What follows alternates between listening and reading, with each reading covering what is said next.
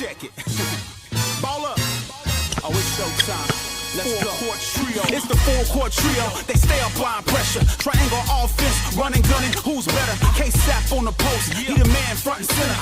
Swing it out the Keisha. She the queen, that's the sister. Got the bro Clyde glide through. Now you history. The ball at the top of the key. He on the scene. Getting three the hard way. Moderators getting rid of. Any violators put a hater on hiatus. Pull up front row. Trolls getting finger rolled. Block your shot at the rim, Matumbo. No, no, no, not in my house. It's the big three. We talk the game the best. I need an S. Livest podcast, get your views up. I average a triple-double, sending you players back to the huddle. Keep your rebuttal, stutter, step and cross you over. No look past behind the back, you on the poster. Money, talk that talk, just be ready to pour confetti. Kiss the rings of the chaps, that's legendary. The numbers don't lie, most valuable podcast. Fast breakdown through the lane, steam dash. Money, it's the full-court trio. We're applying pressure. Yo, the bro Clyde, the sister Keisha, the queen. Duval, K-Sap, y'all know what time it is. Introducing full-court trio.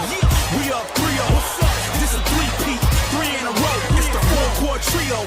We up 3-0. This the 3-peat, 3 in a row. Let's go.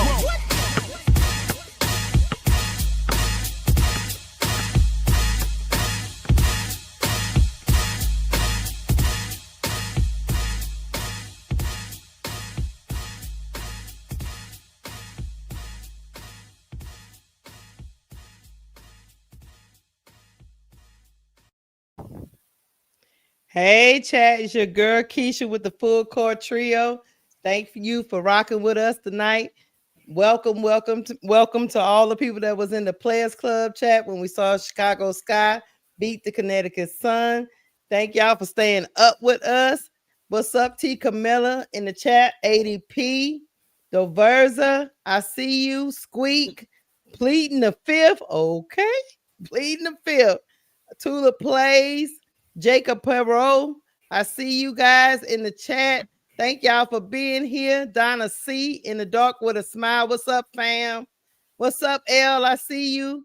Let's go. Let's go. Oh. Really, Rail? I see you, really, Rail.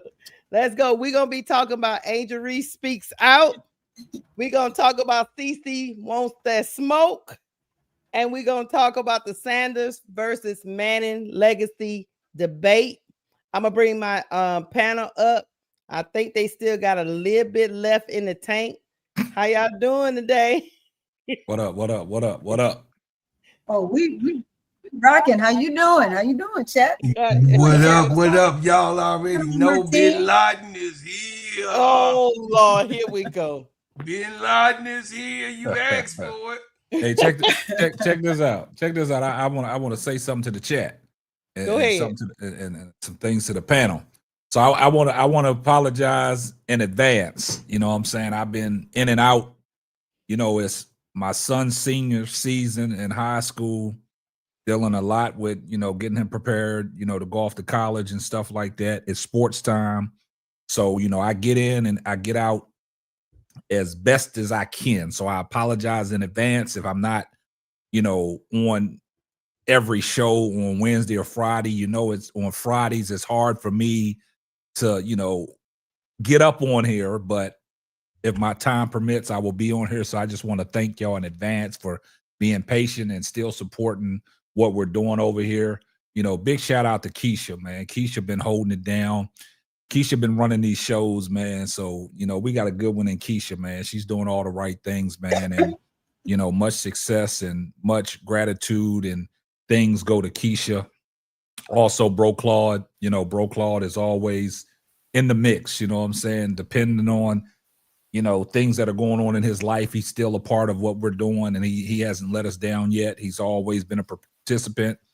Shout out to Duval for, you know, giving his undivided attention and doing things for us as well. And, you know, you're always seeing now that, you know, Court Vision with So Pretty Tony's been around for a while now. She's on the stage, man. So make sure y'all go follow her and get things, you know, popping for her on her individual channel as well. She's bringing that good content. Also, shout out to everybody that's in the chat. Shout out to our girl L. I haven't seen you in a while. You probably ain't seen me in a while. You know what I'm saying? I just been busy. You know how it is. You dealt with a senior, so you know how it is. So I'm just trying to, get in where I can, get in, still drop a few videos on my channel. But as far as, going live, I try to get in as best as I can. So I appreciate y'all bearing with me. Also, another thing to the chat, the people that are moderators in the chat, stop timing people out. Stop, muting people for some things that they say that you might not like. As long as it's not racist or anything like that, let them comments come through. You know what I'm saying? Long as it's not racist or anything like that, calling you out your name or anything like that, we all can have a grown conversation in the chat just as well as the panel as well. But if it's, don't time people out just for making a comment that you don't like about certain players. So we got to stop that. That's all I want to say.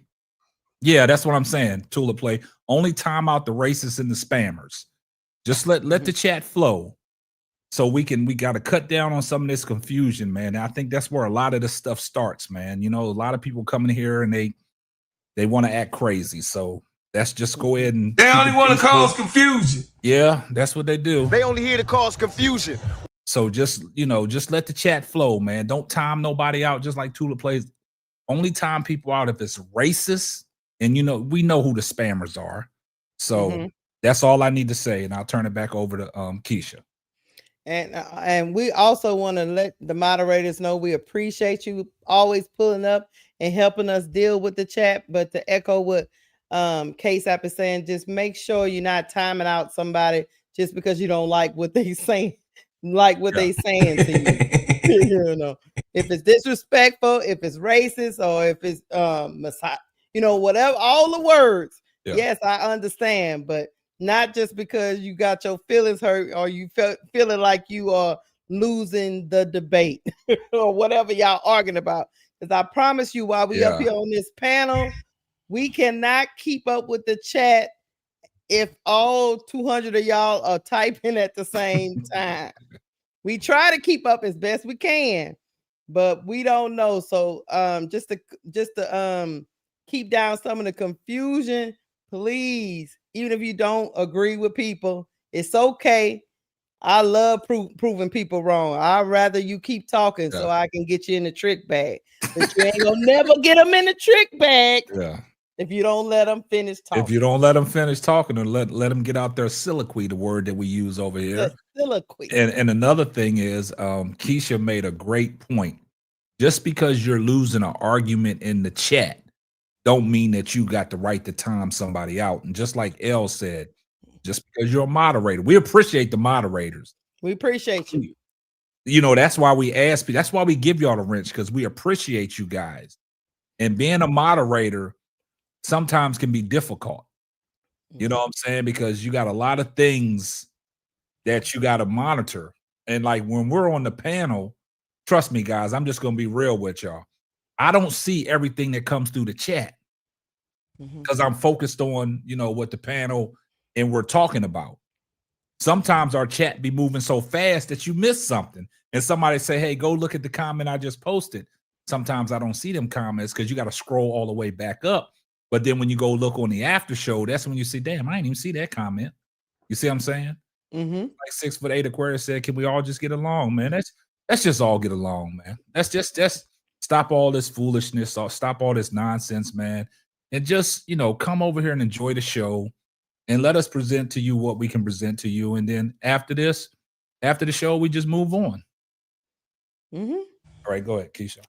Hey, and also, y'all know the drill. Hit the like button. We at the beginning of the show. I'm gonna go check it out. I don't want to get mad. I don't want to step a tan.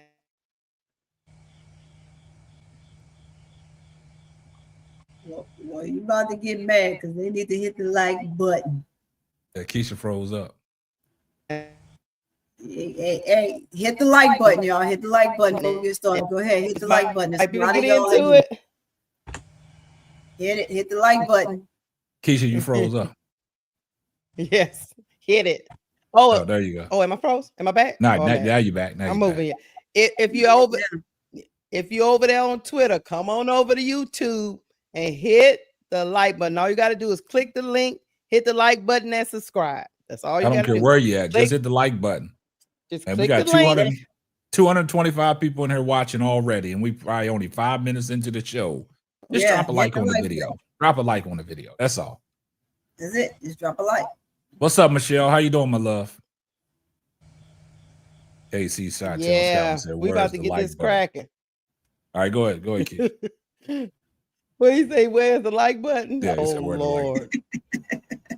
If you're watching it on TV, you got to actually like hover down at the bottom, right?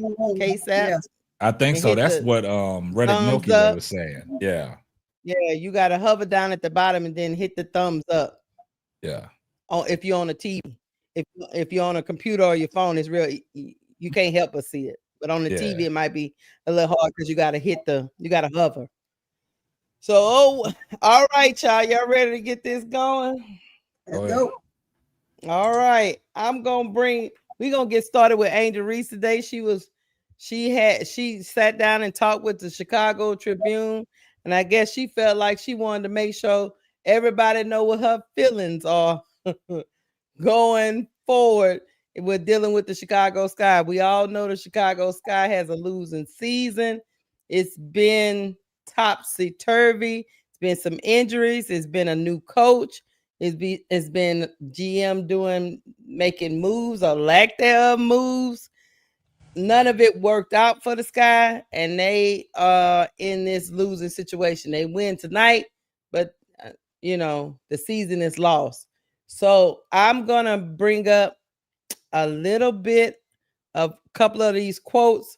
I'm gonna bring up some of the quotes, then we're gonna talk about it, and then I'll bring up the rest. But Angel said in the first quote in the Chicago Tribune, she said, "I am not settling for the same SHIT we did this year." I didn't say the word. Reese told the Tribune, "We have to get good players. We have to get great players. That's a non-negotiable for me. I'm willing and wanting to play with the best. And however I can help to get the best here, that's what I'm going to do this off season. So it's going to be very, very important this off season to make sure we attract the best of the best. We can't settle for what we have this year." All right, I'm going to read the next quote and then we're going to talk about it. She says, "I am very vocal about what we need and what I want," Reese said. "I like to be here for my career, but if things don't pan out, obviously I might have to move in a different direction and do what's best for me.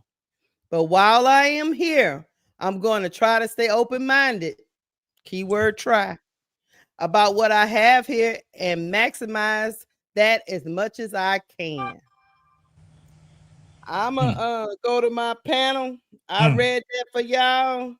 Some of these sentiments are some of the sentiments I've been trying to relay throughout this season journey, that great players don't just sit pat when they feel like an organization is not committed to winning. You got it from baby girl's mouth. I'm going to let Tony go first, and then I get to my ninjas. Go on, Tony. Go on, Tony. What you think? Here we go. I'm going to say this. She said it loud and clear. And she's very adamant about it. If you don't give me what I want, it's time to move around. But this is where I want to stay. This is where I would like to have my long-lasting career. So she put the ball in their court. Make a decision. Make a decision. So if I'm doing my due diligence out there, talking to the players, trying to get the best here, whatever they want, you better be prepared to give them. Because that's what she want to play with. She's going in year 3. You're gonna do her a disservice if you don't get her what she needs to surround her and Camilla and those other two rookies to give them something to be hopeful for. Right now, they're not hopeful for anything. They spend 2 years, her and Camilla, trying to find their way around what they have. And that's it. You only get 2 years to do that. You got to make something shake. Or otherwise, you're doing a huge disservice to those two ladies. You cannot put them through a third season like that whatsoever. Like she said, if they don't give her what she wants, sometimes you just got to make the tough decisions to move around. And like I heard someone say before, she bought a house, guess what? She can sell it. Or she can lease it out, rent it out, do whatever she wants with it, but you can always buy another house. And that's why I land on that. All right. Very, very clear. Who wants to be next? Man, I'll go. Go ahead, Sap. I look at it like this, man. You know, it's always timing. It's always timing about things, man. You know, me personally, I thought it was bad timing. I mean, I think she could have waited till after the season. But I look at it like this. I've been saying this months back about Angel Reese. Like, if you don't give Angel Reese what she wants, she has a potential of leaving. And I made reference before, and I talked to Keisha about this, about the LeBron James situation. I hate to bring him in it, but he's always fulfilled his contract out, and then he chose a place to go.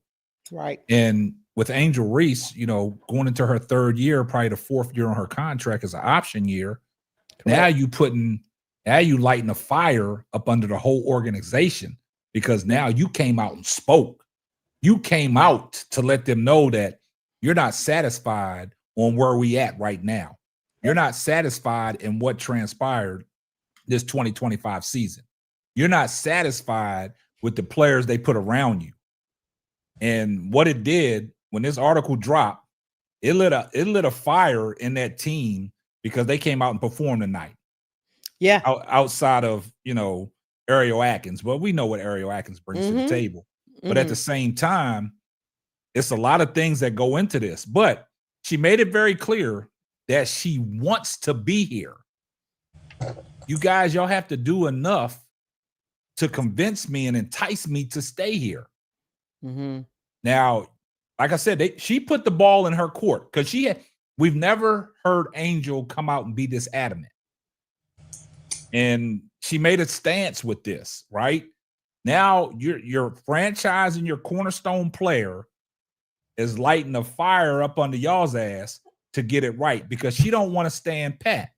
I've always said Angel Reese, with the numbers that she's putting up, a lot of people don't like her style of play and the way she plays, because it's not, you know, conducive to what they used to seeing. It's not fluid, but she puts up numbers.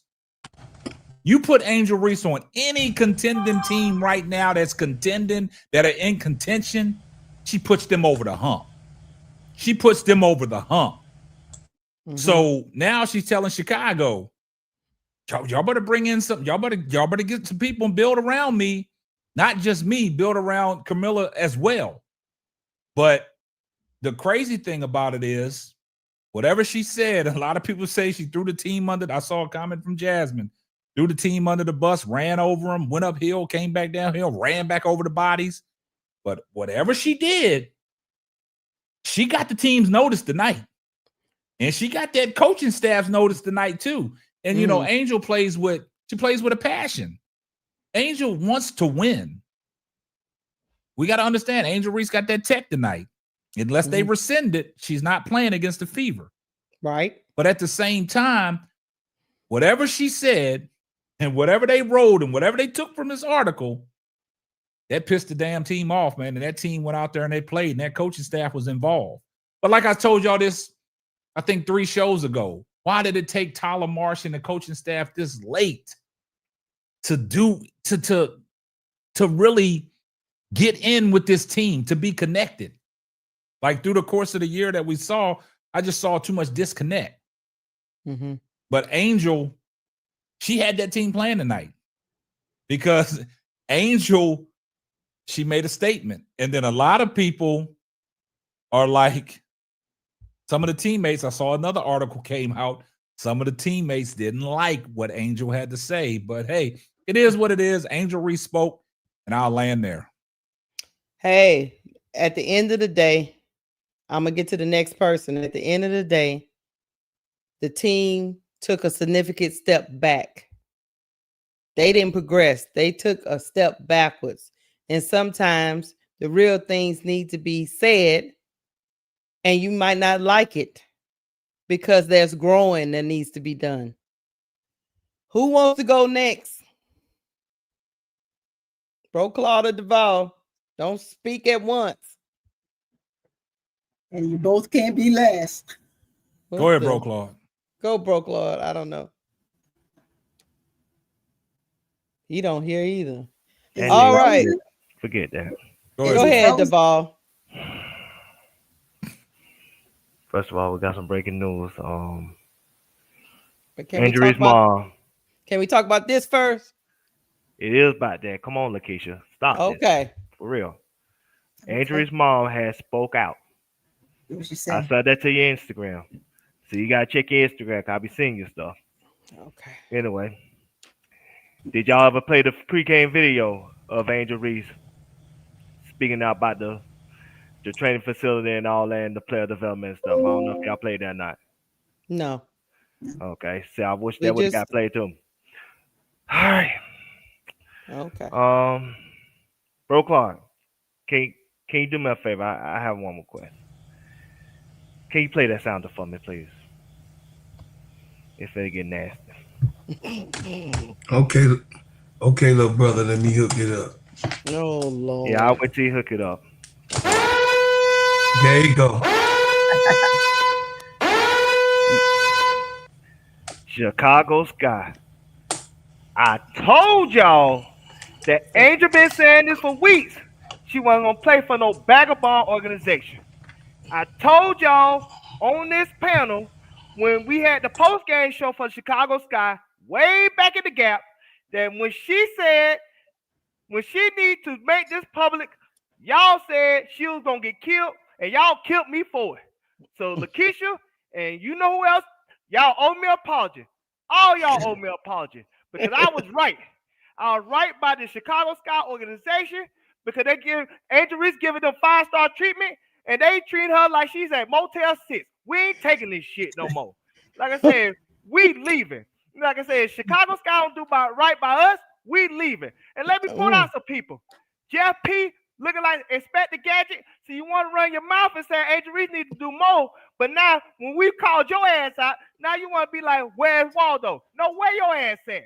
Now you can't be found. Now you hiding under the car. Now you telling your wife block all the numbers. Nah, don't do that shit. You got to face the music. You get in the press conference and you explain why your ass, who is a player development coach, you got a job that you didn't deserve, that you probably got because your owner's cheap and he want to pay you the lowest paid. And so he gave you this job as a player development coach, as a GM. You don't know how to GM a goddamn thing. And you got a coach like Tyler Marsh, who looking like Biz Marquis. He don't inspire nobody. He can't inspire his wife. That's why they ain't on the same page. He can't inspire his wife. He can't inspire his staff. He can't inspire his players. That's why they play like crap. Nah, this ain't right. Angel, they said the teammates all of a sudden is upset with you, according to Andy Constable. First of all, Andy Constable, I'm tired of your ragged ass and ass keep popping in and out, throwing hit pieces at Angel Reese like we ain't shit. Like she ain't the franchise player. Like she ain't the second most popular woman in WNBA. Like she ain't the third most popular woman in women's sports. You better show some goddamn respect, Andy Constable, and stay at front office sports and stop worrying about Chicago Sky business. And right now, we say fuck the Sky. We say fuck the Sky, management, Michael Jordan, and Refrigerator Perry, and Caleb Williams and his paint fingernail polish ass. Fuck them all. You know what I'm saying? We ain't taking this shit no more. You know what? Fuck Chicago pizza. You know what I'm saying? Fuck the deep dish and give you heartburn and make it pay Pepto Bismol. We ain't tired of that shit. We tired of eating that. So you know what? Fuck them all. At the end of the day, then her teammates got the nerve. Her teammates got the nerve to say, hey, we are upset with what she said, according to Andy Constable, the ops. We are upset with what she said. And we got more ops. Man, we wish we would dress. I wish you would dress Angel so she can slap shit out of all y'all. All y'all. But let me tell you something. Let me go down this teammate one by one. Camille, I'm gonna say you because, like I said, you've been playing better. So we know, saying you, Angel, Batman, you, Robin. But you know what I'm saying? Y'all work together. So y'all all right. But first of all, y'all give her a point guard advantage salute who still got a handicap sticker. She can't play nothing. Her knees broke. You know what I'm saying? Her life is, you know what I'm saying, hanging by a thread. And y'all give her as a point guard? Oh, Chicago Sky. So let's go down the list. Michaela, this ain't the club. I need you to stop running up and down on court like you run the cardio, like you working at Planet Fitness. This ain't right, Michaela. You need to do better. That's why we don't get rid of your ass too. Uzon, you know what I'm saying? You acting like you blind when you can't see Angel Reese, but now Angel Reese gonna let your ass see. She don't see your ass out. Turn your key card at the door. You know what I'm saying? We ain't tired of this shit. You know what I'm saying? Bad the best player and HBL, it ain't your fault. Tyler March is a bad coach, so we ain't gonna blame you. And plus, HBL, you Angel homegirl, so you all right. You know what I'm saying? You cool. You know what I'm saying? E. Williams knees bad, both of them. Both of them need knee injections. Both of them need some Bengay. Both of them need some light suction and everything else. Both of them need one of those Deshaun Watson massages, you know what I'm saying, to make her feel better. You know what I'm saying? But it ain't your fault, E. Will. They put you in a bad position. You're old as hell. You know what I'm saying? You might need that AARP just like Vandersloot, but it's not your fault. So we're going to move past you. You know what I'm saying? Kia Nurse. See, your name is Nurse. You got the right name. But the way you play, you make me goddamn sick. One day you play great, and then 5 games you're missing. Hell with you. You know what I'm saying? They shouldn't have brought your ass in the first place. Your knees also bad. You know what I'm saying? But it ain't your fault. You know what I'm saying? Hey, you went through some shit in life. You know what I'm saying? So I understand why, you know what I'm saying, you can't perform at a high level. Rebecca Allen, is you taking the same epidermal shot as Michael Parsons? You know what I'm saying? Your back bad still. You know what I'm saying? Angel back was bad. She had to get that epidermal shot, and she ran her ass out there to play for her grandma. So you know what I'm saying? Your back still bad after we had the off season to get healthy, and you can't hit shit. You playing like Wile E. Coyote? Fuck you, Rebecca Ballard. You ain't playing right. We don't want this shit no more. You know what I'm saying? We tired of this. You know what I'm saying? Let's go down the list. You know what I'm saying? We got some more players that we got to point out. Like I said, Camilla, you've been playing great. I love you, Camilla. It ain't your fault, you know what I'm saying? It ain't your fault you stuck with these vagabonds. You know what I'm saying? At the end of the day, you were playing bad at first. I still think you need to be a little bit aggressive. I think you still need to elbow somebody, knock somebody in the eye, and get that tent like Angel got tonight. See, that's passion, Camilla. So it ain't your fault, but I love you. So I ain't gonna move on you tonight. Ari Atkins, return to sender, motherfucker. You know what I'm saying? You supposed to be playing like the franchise player. You be playing like an all-star. You playing like a star all. You know what I'm saying? You ain't working this right. You know what I'm saying? You can't play. One day you have 15 points, the next day you have 6 points. I don't understand why you can't play like you a consistent player, like you play like your resume, and then Sony Citron out playing you by a mile. You know what I'm saying? That's another Jeff P mistake. You know what I'm saying? This is bad. This is bad all the way around. This is a bad team, a bad organization doing bad things. That's why I'm going to have my badge ready. That's why Michaela, she need to have her badge ready. That's why her teammates need to have their badge ready. Ready, Microwave, you going to have your badge ready because we're not taking this shit no more. Like I said, I'm glad Angel blew it up publicly. You know what I'm saying? Take everybody's ass down. Because like I said, we're going to play this shit like we Hannah Montana. Not Hannah Montana. You know what I'm saying? Scarface Montana. Y'all know who I'm talking about. You know what I'm saying? Scarface wanted to shoot everybody's ass up before he died.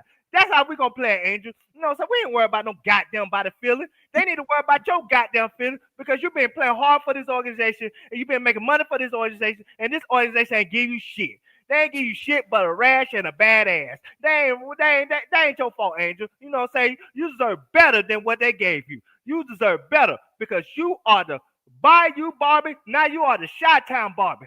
So you can tell them to kick rock, kiss it where the sun don't shine. If they don't give you what you want, we want to go to New York. We want to go to San Francisco. We want to go to, you know what I'm saying, Nevada. No, I ain't saying Nevada because I don't want to go to Vegas. We want to go to Phoenix. Because, you know, Phoenix, they say they got great weather. And, you know, when you got great weather, it help your knees. It help your knees good. It help your joints. You know what I'm saying? They say the sun help your joints and give you a few years on your life. So, Angel, you might need that. You know what I'm saying? Ain't want to mess up your mascara. So, I get it. You know what I'm saying? Angel, we got options because you are the franchise player. You are the star. You are what people going to see. So if they don't give you your respect, you going to shoot 2 middle fingers at JLP, his wife, his kids, his mama, and everybody else that loves him. Because we're not taking this no more. You tell Michael Alter, get his goofy ass from behind the desk, and it's either Jeff or me.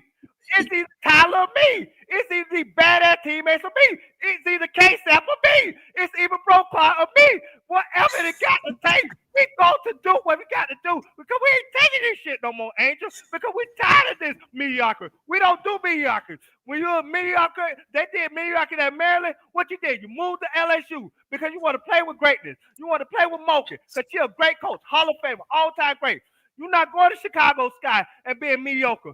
Fuck Chicago Sky. Fuck what they stand for. We will leave. We will sit out. We will do modeling. We'll do podcasting. We'll do TNT Sports. We'll do broadcasting. We'll do anything else but play for an organization that do not take care of their players, do not take this shit seriously. We're not going to allow this anymore, Angel. I'm glad you spoke up. You spoke up for me. You spoke up for Get Out Your Feelings. If you watch it, Get Out Your Feelings. Come on the show one day because we want to do an interview with you. We like you. So you did it for us because we stand 10 toes down in the trenches defending you, Angel, because we don't like how they try to sabotage your career and try to have you as a role player, saying screens like you Ben Wallace. Who the fuck they think they is? Say you Angel motherfucking Reese. They better respect you and put some respect on your goddamn name because we're not taking this shit no more, Angel.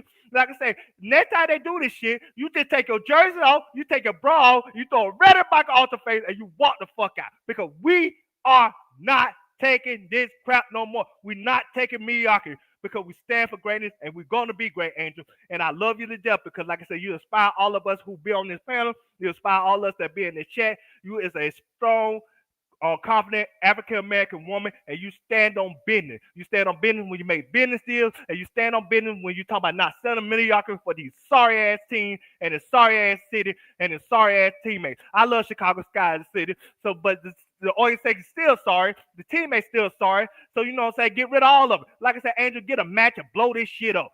Blow it all up like you waiting to sale. Blow it all up like Angela Bassett.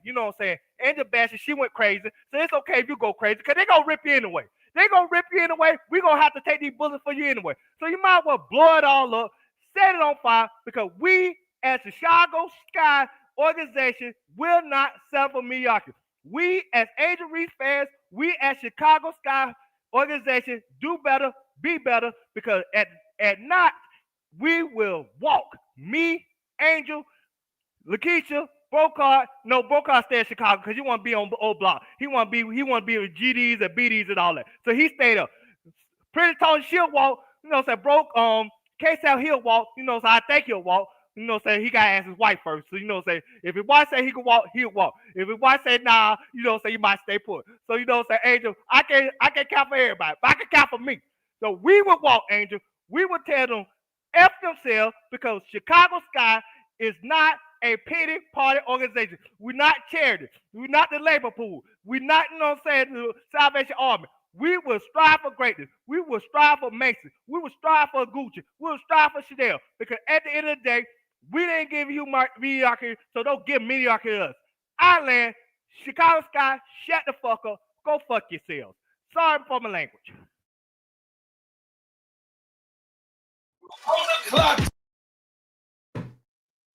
Well, all right.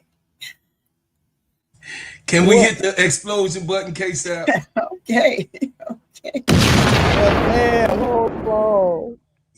Why are we putting these people up? I don't want to see these people no more. He had to get it off. He had to get it off his chest. All right, Devon. We had to get the explosion from my little brother.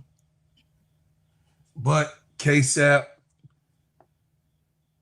I got to say that I agree with most of everything and the frustration that my baby brother has said. So those of you that's in the audience, that is in the chat, it's one way or another. And guess what? Like my mama say, I'm gonna do it my way.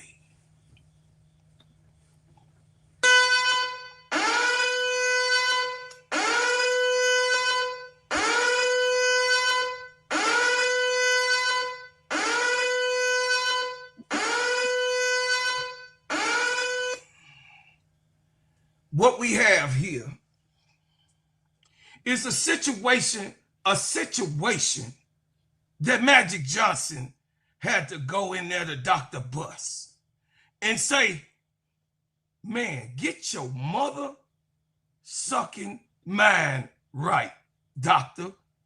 I am the magic man. I am what brings the seats. That's right, the tickets, the people. Yeah, me. That's who. Who put this shit together? Me. That's who. Who played all the 5 positions in a championship game with the big man out? Me. That's who. Angel Reese can do all 5 of those positions, as we know. What we have here is a Michael Jordan going into the room and saying, if you don't get the pieces around me, I will leave Chicago today. Today. What we have here is the Admiral in San Antonio. What we have here is a Kobe Bean Bryant. When he went back in there to bust the daughter and said, oh, okay, your $5 ass ain't your daddy, but you're acting like he did with Magic. And I talked to Madge, and I heard that y'all didn't get it right with him until he came into the goddamn door. So I'm going to put it in the press, and then I'm going to come to you to let you know that either you get it right or it's good night. What we have is a LeBron James in the historic departure of a city that he did not want to leave, a city that he was born in. He loved it so much he left, and then he came back. But he left. What you got here is history repeating itself over and over again. But Michael Alter, Nadia Rollins, I am a Chicago Sky fan. I was down with the team before Angel. I'm going to be down with the team after Angel. But I'm definitely going with Angel. And she will be my #1 priority on my podcast. Because Angel Reese deserves better from the WNBA and especially her franchise. But you want it to show power. You want it to show that you was the shit. But you shit on the plate with some whipped cream on it and a goddamn cherry on top. And my father said at the end of the cherry and the end of the whipped cream is still shit on the plate. That's what my father said. And you giving it to us. You giving it to the people who buy the tickets. You giving it to the people who have all of these subscriptions. I gotta go to I gotta get 14 different damn subscriptions. I gotta go Hulu. I gotta go get ESPN. I gotta go get the WNBA pass. I gotta get the YouTube WNBA pass. I mean, all of these subscriptions, and still can't watch a goddamn home game. That's how fucked up y'all are. And Angel Reese can't get the undeniable disrespect that she is getting here in this city when she first come to a rec center with a goddamn cloth that was torn on a goddamn window with all of the rats. You know what I'm saying? The rats from the Italians, the rats from the Irish, the rats, you know what I'm saying? The dope dealer rats. I don't know. All the rats was running in the recreation goddamn center. When she came, they had they had 4 to 5 people in there just to greet her. She didn't get a goddamn red carpet. She got a goddamn garbage can and said, hey, let's do the press conference right here. That's total disrespect. But no, not only that, you don't know what you got in Chicago. By fumbling a bag that is so sweet.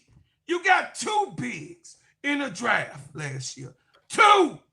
You got one that's more than most versatile big that's in the game right now at her position and at her age.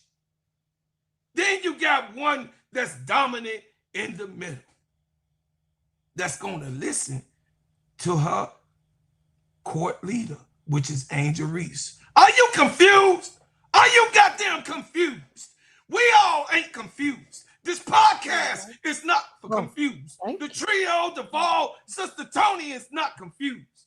The goddamn chat is not confused. We're not confused. We're not confused. We understand. We understand, Angel, that you got to let these mother suckers know. Either it's me, you dope fiend, scratching on the back, scratching your head, scratching your booty like you somebody that is on the corner each and every day, Jeff Pagliosha. Or it is to the door with the keys thrown on the floor and smoke in my trailer. Jeff P., the Pink Panther, he must go, y'all. I got to say it to you. I'm going to say it, and I told y'all on every single podcast that I got, every time that I come on, Jeff Pagliosha has to go. He's a liar. He's a swindler. He's a snake. Yo, he don't need tall grass because you can see him over the tall grass. If the grass was 7 foot, you can see what this snake do. He is not a GM. He is the fry boy at Burger King. And Michael Alter, Nadia Rollinson, if you don't listen to the franchise player, if you don't listen to the one who puts the butts in the seats, sell a goddamn team. Sell a damn team.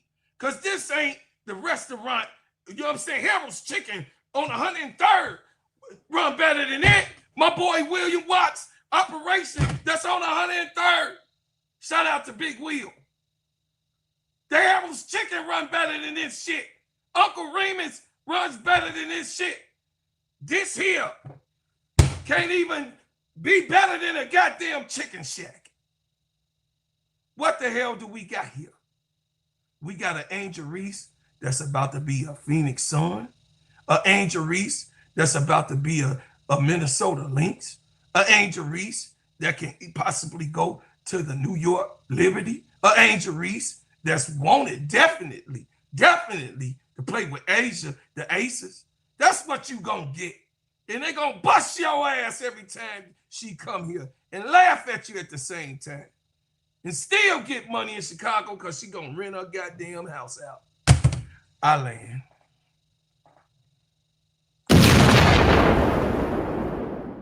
Well, I'm gonna get to the next comment that I hope don't make y'all even more pissed off than what y'all was for those.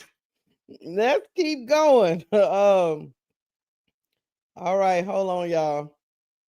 I gotta make it bigger because I'm getting old.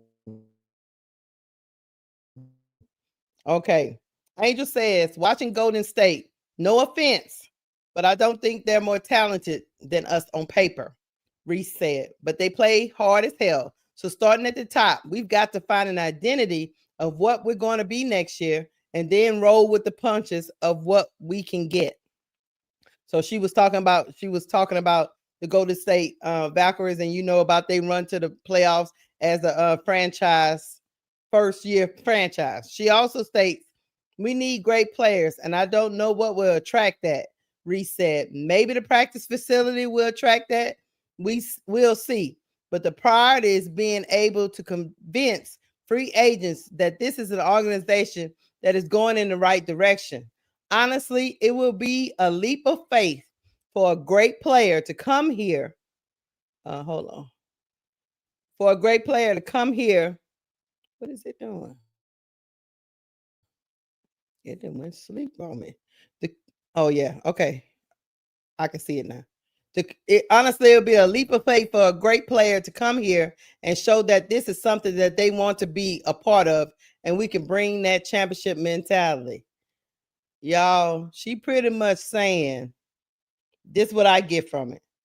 She don't even know if the practice facility and the wholesale changes the Chicago Sky are making to, you know, bring in the chefs, bring in the practice facility, bring in more doctors to help them with their recovery. She don't even know if that's going to attract free agents. She's pretty much saying, basically, probably from the free agents she's been talking to, that, hey, that's like a leap of faith for me to trust the organization is going to do right by me, even though y'all are adding a practice facility. They also refurbished the hotel. Let's add that. Mm-hmm. They're doing all these things, but the way she was talking in that quote was, I don't even know if that will matter. That's what I take from her quote.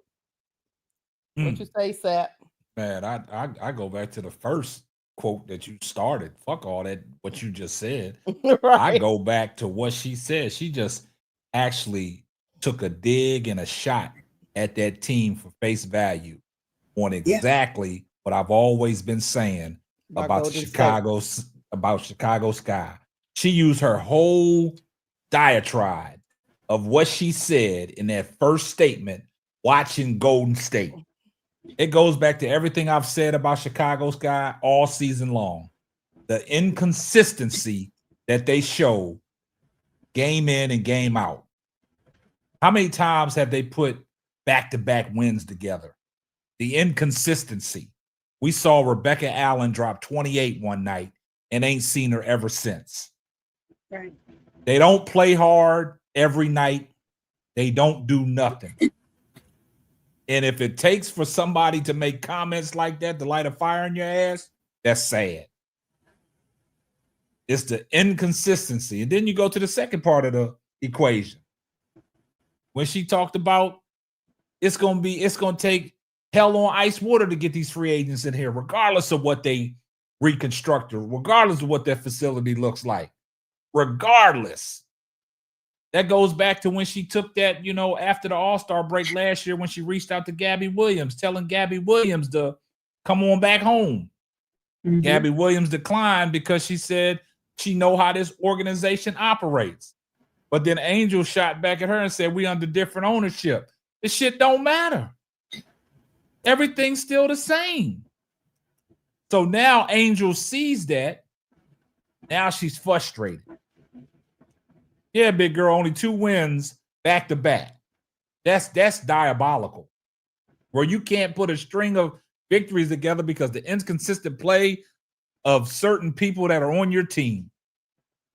Like Duvall said earlier, he gonna leave Camilla out of this because she has played well of late. Where was that shit early in the season? Where was that? Angel Reese set out. It looks like the team just didn't even function. So if it takes Angel Reese to do all this to get the team function and say what she got to say, so be it. But she made a statement. It's just going to be hell on ice water to get teams, to get people to come over and play with the Chicago Sky, man. So I you know, she's frustrated. And I don't blame her because I sit here and say this every time we do a show and we talk about Chicago, the fucking inconsistency. And then you like I said, probably about 5 shows back about the Golden State Valkyrie. They are an expansion team, but they in position for a playoff run because they go out there and play hard.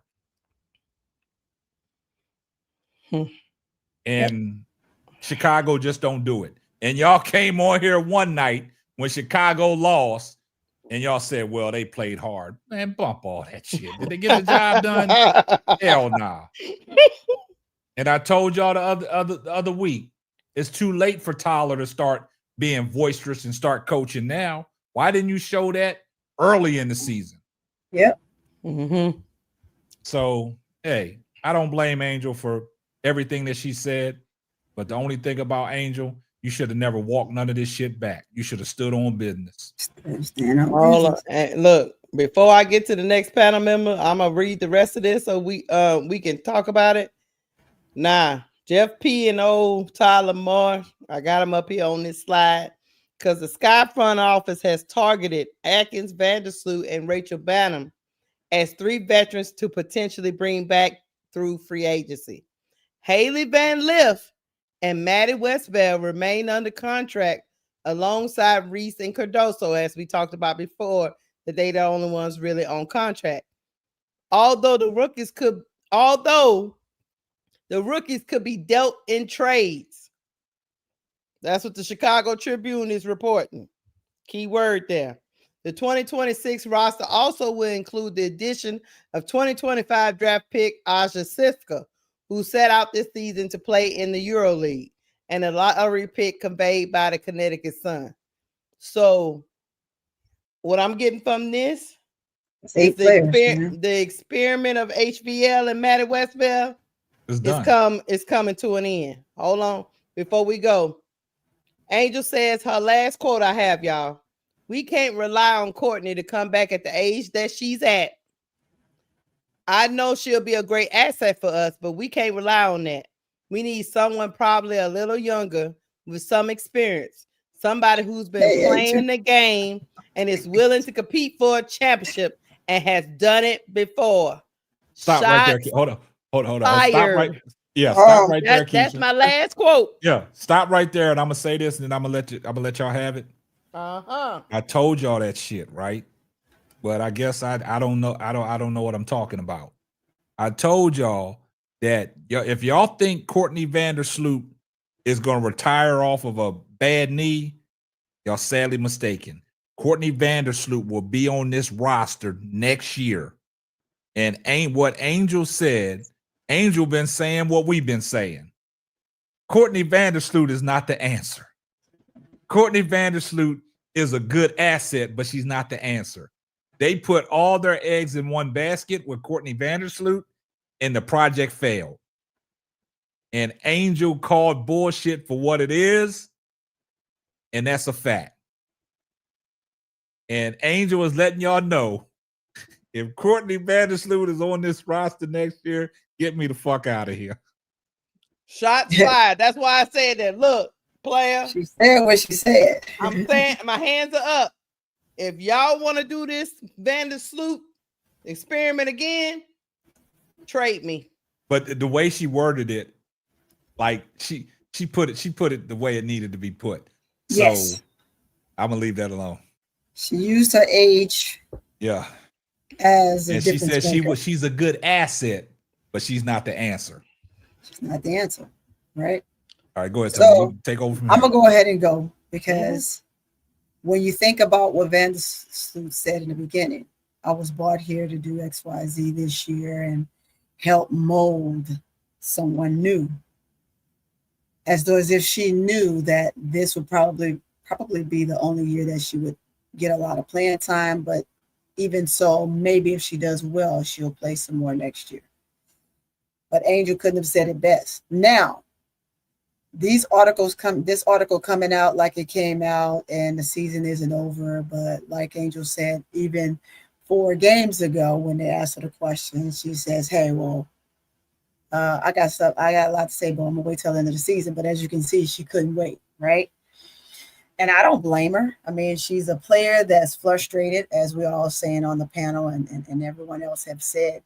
If she's giving you the best of her, which there's still best is yet to come in her career, she wants to do it around players, 1, that's going to help her get better, 2, that she can fight and compete with.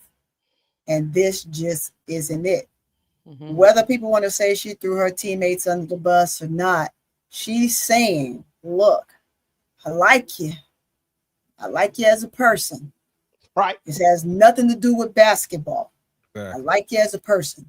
But when it comes to the court, I need somebody that's going to run and gun with me. I think I've said it several times.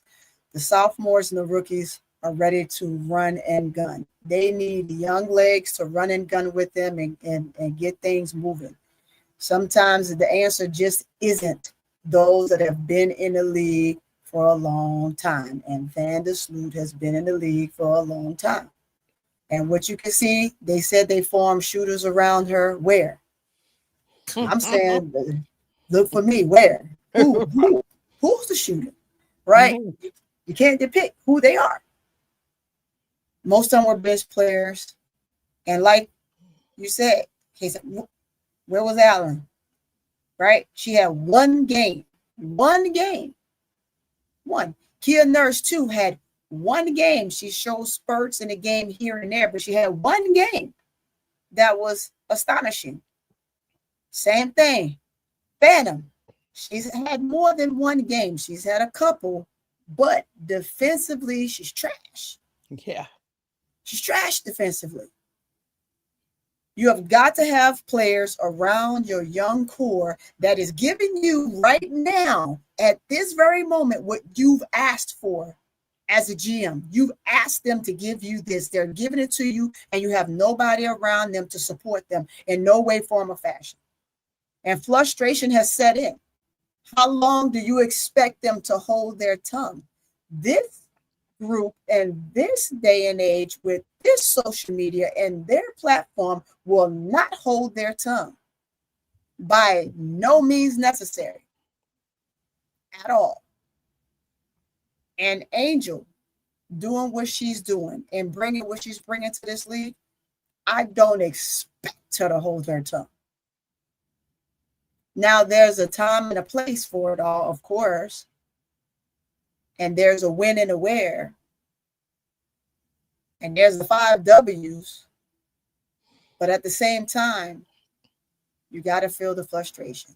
And if her teammates who's been in this league long enough can't understand that, shame on them, because they should understand that this is business. Mm-hmm. This is business, and that's a business decision. And again, it's already hard enough to get people to come, because not only do you not have the amenities that they need, it is the bad ownership that these players do not want to come and play for. So if you want players to come, as Angel said, she doesn't know if the amenities will even entice. But it's free agency, so she can say this because you have free players that will be all over the place. But it's how quickly can your ownership get to those players before someone else do and offer them something better. So you got to have something that you're offering them to pull them and draw them in. And sometimes, like they tell Angel, I like you. As a matter of fact, you're dang on adorable. I like you so much. I would love to play with you, but just not in Chicago. You can come over here. Why did look Noah Quinn last game? You see it on Twitter. Twitter got big old hugging up Angel, big time. Yeah, every last one of these coaches are all up Angel's butt. So if I was Chicago, I would give her what she wants, because if this is what is happening, you know that everybody's after your future franchise player. If you know this, you would do what is best for you and Chicago. So make it happen at the end of the day. And right now, she's telling you what it is, because you told her what it was in the very beginning. Give you better games, give you scores, give you and put the team on your back or else. And so she's giving you what you've asked for. Now give her what she's asking for. And that's where I'm at with.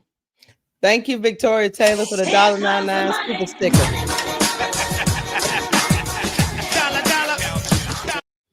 Thank you, Victoria Taylor. Thank you. Can't be mad at her, y'all. You can't be mad at her. No. Before I get to Duvall, crash out Duvall. Let me just play something for y'all right quick. Hold on. If I can find it, hell. There's so many here. I can't. Hold on. Oh, crap, I can't find it. Hold on. Why are you doing that? It would, if I were them, I wouldn't sit here and try to say, oh, she's trying to force my hand. I'm just going to trade her. You ain't doing her nothing but a favor. Right. You ain't doing her nothing but a favor. Trust me. I don't think they know what the situation they in.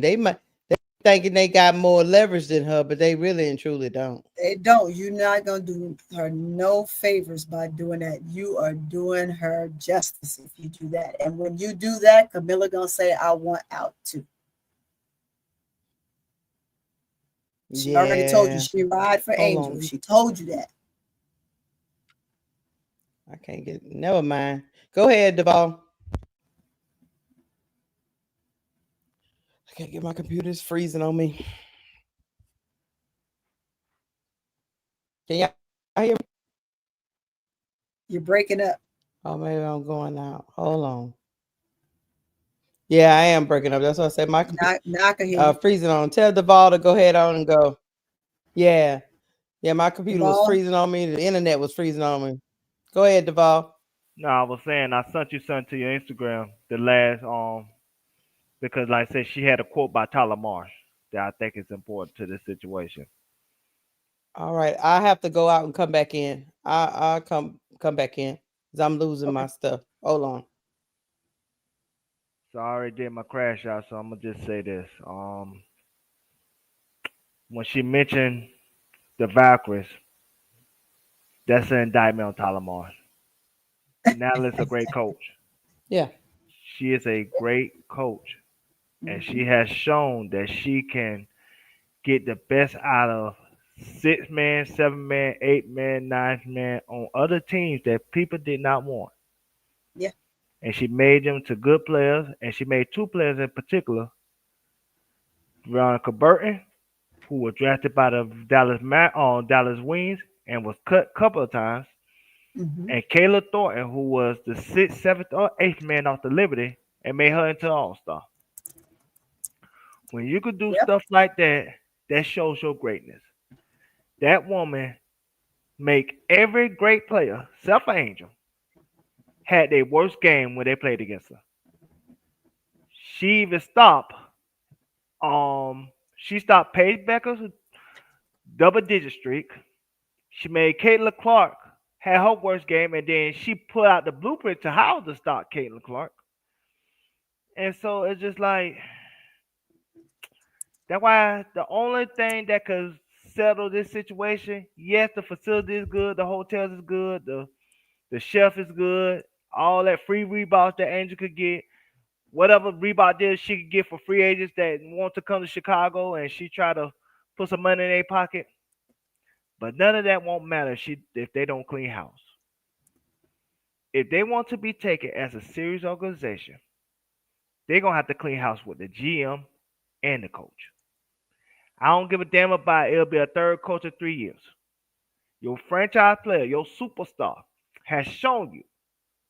She had 3 separate coaches in 4 years, and she still became a great player. She had a coach for 2 years straight with Monkey. She had a different coach with Teaspoon, and she had a different coach with Tyler Marsh. She know how to adjust to coaching whoever decides to be the coach for this team going forward. So they need to make a change in all spots if they want to be considered a serious organization. If not, then let the girl go.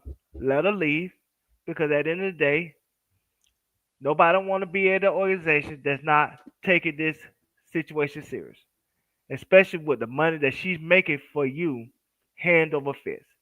She deserves better than what you're giving her.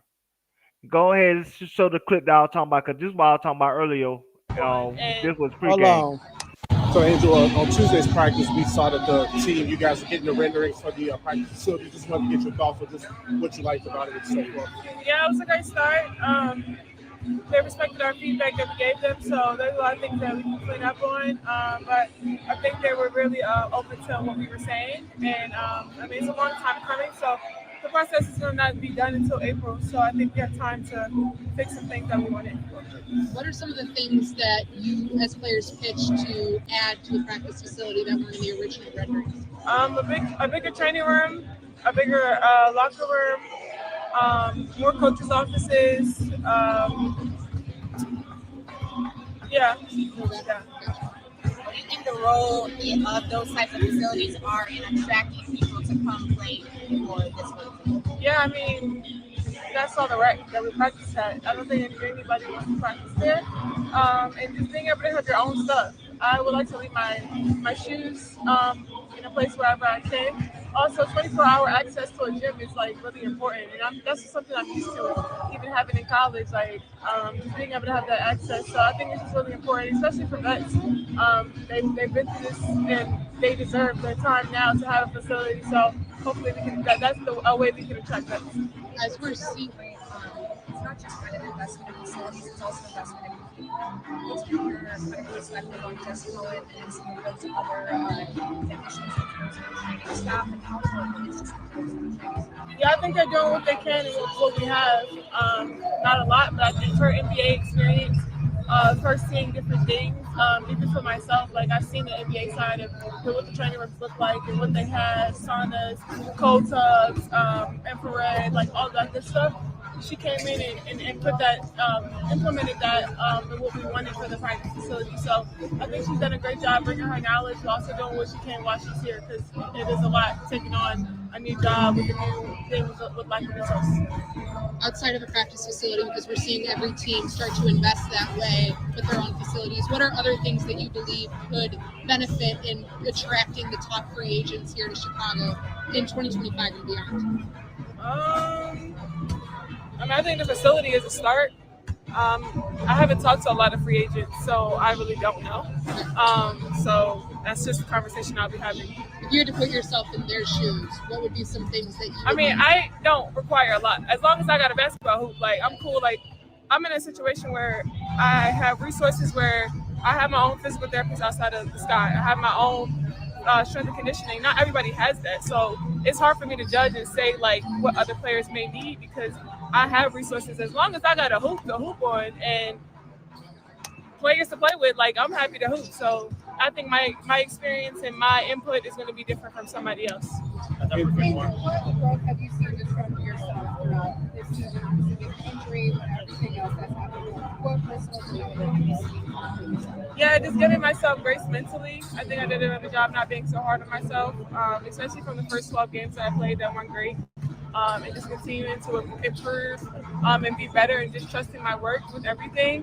I think the numbers speak for itself. They've gone up for sure, but I'm not where I want to be. And I know that the sky's the limit for me. And as long as I continue to put my head down and work, like I work my ass off for everything I want in life, and I know I can continue to do that. So I just want to make sure this off season I prioritize the things that I need to prioritize and just continue to get better, because I feel like you can't come back the same player every year because they scout you and know that. So as long as I do that, I continue to thrive. What's your main focus for off-season? Just continue to build my confidence in shooting more. I was joking with Jeff. I was like, people don't sag off me. It's not like I haven't had the shot that I was able to take. Like if people were to sag off me, I would shoot the shot. But nobody's doing that. So probably this offseason being able to create my own shot. And maybe like next year, if I build the confidence and show that I can come off screens and shoot pull-ups and do stuff like that, I think that would be great for me too. Could you speak to just having that billboard on the west side of the city and just what that means for you? Yeah, it means everything. Being able to see young kids look at that for the 2K. We have a lot of great things coming with billboards, and Chicago's a great city for marketing, and that's why I really wanted to come to Chicago, because I know what I'm able to do here off the court, but it continues to get better even when I do great things on the court as well. So I'm really happy to be here in Chicago, and just helping to continue help things grow is going to be great for me. Thanks. So Angel, on Tuesday's practice. Sorry, y'all. All right. Yeah, that's pretty much what needed to be said. Mm-hmm. And Well, go ahead, bro. Go on. I would say this. I would say that we have to keep it real with ourselves. We have to see and call it and keep it a buck. For them, Angel Reese is not the franchise player. Mm-hmm. For them, she is not the franchise player, because they got her under a rookie contract. This is what money does and fool you. Mm-hmm. See, money fools you into seeing things differently and giving you an illusion of control. See, money makes you see that you got an angle because of money that you really don't. Now, a lot of times money does give you an angle, but Angel has already signed her contract.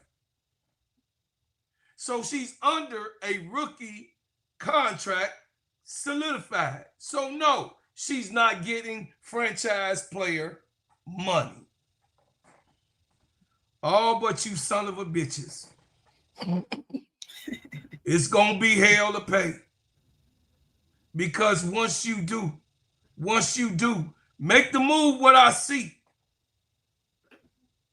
Once you do make the move what I see, that may go on. You can say goodbye to one of the top players in the history of the WNBA once again. Angel made it real clear, y'all. Angel made it very, very clear. She wants to be here because of the things that she's able to do in my beautiful city. Because of the accolades here that she has here in this beautiful city. Because of all of the different things that she can get into here in a big city like Chicago, Angel wants to be in Chicago. I don't see where we can sit here and play with ourselves. Somebody said it before, and I kind of got a little angry about it. But as I listen and as the season go on, see, I'm not an old fool. My grandma say ain't nothing worse than an old fool because he can't be told nothing. See, I'm one of the old school that's a new school player. And I could see the tide turning. If only they got one move, Brother K-Sap, they got one move that they could make to make everything all right, but they got a wrong move to make. And she is gone. She is gone. I know people and I listen to people. I'm a salesman. And I heard what she said. Not only Angel, if y'all don't know that Angel was selling herself, y'all sleep. Because someone that has that type of character and gives that type of interview and still keep her composure and tell the people what is needed. And then she shows concern for other players. She said, I might have, but the others may need. This is what I'm saying this for. So therefore, you got a player who is a leader, who has her teammates in mind, not just herself. She could be on some selfish shit. You know, Kobe said he was selfish. And he was worried about himself and what he was going to have the opportunity to do. He tried to get Shaq to work out with him, but Shaq didn't want to do it. So he said, other than Shaq, don't none of y'all niggas need to come to my workouts. So I say this, Keisha. You may be right on the thing about them not being able to see the bigger picture. We talked about that about 2 weeks ago. Mm-hmm. The firing of these people, the cleaning house of these people. This must be an actuality. This must be a reality. The leaving the old to get the new has to happen. So I don't see this play, these people able to go get older players to come here because Angel just made it clear. She just told us they don't want to fucking come here because they don't trust the organization. So what he did was Jeff P. fumbled the draft. And we could have had 4 players from the goddamn draft. Plus the 2. That would be 6. that we could build like Oklahoma. She mentioned Oklahoma in one of the soliloquies. Mm-hmm. She want young. She don't want old. So I say that she's begging this fucking place to get it right, or she fucking out. Just like K-Sap said, just like T. Camilla said, just like Big Girl is preaching. Hey, just like Sister Tony has said over and over again. And she could be out, just like Duvall said, with the bags already halfway packed. From what I'm hearing, that's the truth of it all. Yes, Chicago got up for another 3 years. But no, it won't be a kind 3 years, because she ain't gonna mess up her lifestyle, the way she wants to live, the way she wants to be known in the Hall of Fame as a crybaby player, or a player that couldn't see. All of that type of stuff follows you for your lifetime, which we all know.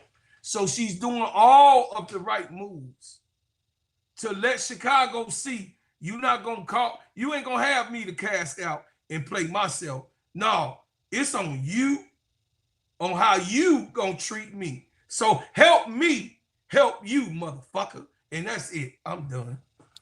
Well, it appears Kennedy Carter weighed in on what we had to say. A fan put up on X, the Chicago Sky front office never been scared to let anybody walk, unfortunately. They listed Sylvia Files, Elena Del Don, Candace Parker, Kai Copper, Courtney Williams, Alana Smith, Azare Stevens, Emma Mieseman, Gabby Williams, Christy Tolliver, Candace Dupree, Julie Alamon, and Kennedy Carter said, I think you're forgetting someone else.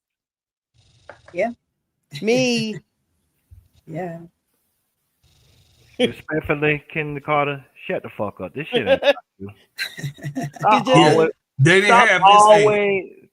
Stop always making shit about you. She been doing this multiple times this season. Go in your hole and play basketball. That's all. Don't get mad because she just want to troll. Nah, nothing wrong with trolling the Kennedy organization. Carter Kennedy Carter is not on Angel Reese. They ain't never seen no seats feel like this. They ain't never had this type of thing. So it's levels to this shit. See, they ain't never seen an Angel Reese. So yeah, Kennedy Carter, with your stank ass. Yeah, they let you go because you ain't put no damn asses in the seats. But I told y'all, these are business people, and business people only understand money. But do they really? Because if they understood it, they understand money. Then why wouldn't they surround? So why wouldn't they surround? Why wouldn't they surround the Twin Towers with what they need? Because now they can make a lot of money. If they thought they had the power. What I said in my first soliloquy.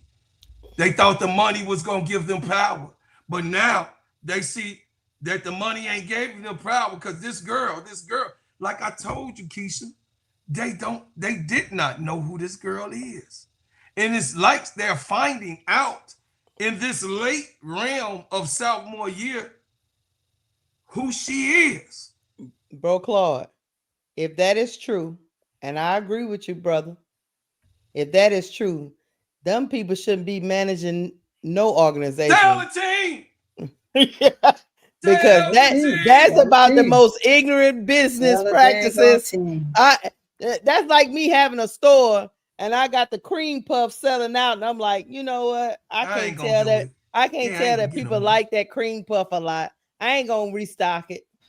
I'm gonna wait and see if they ask me about it. Lakeisha, it seems like you intentionally try not to get it. What? I was going to say that. The reason why I keep going over your head is the guy that's running the show wasn't never qualified to be a GM. Yeah. He was a player's development coach. It's not going over my head. I beg to differ. The man that put him in charge is the owner. He cheap as hell. And he had to have known what that guy lacked when he hired him, because he was in his organization before he promoted him. So my point is, they know what they doing. Who's to say that man ain't sweet talk and manipulate like other situations? Then they're the worst business owners in all the sports. Bernie Madoff made bad business decisions all the time. That's why they broke now.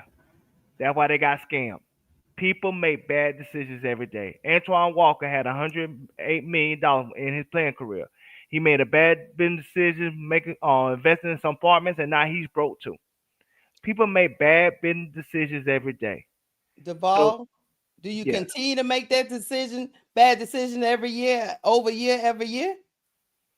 No, but Jeff only been there 2 years. I'm not talking about Jeff. See, that's where it's going over your head. Okay, you might be right. Jeff is a product of that ownership that's allowing this food. They can the owner sets the budget.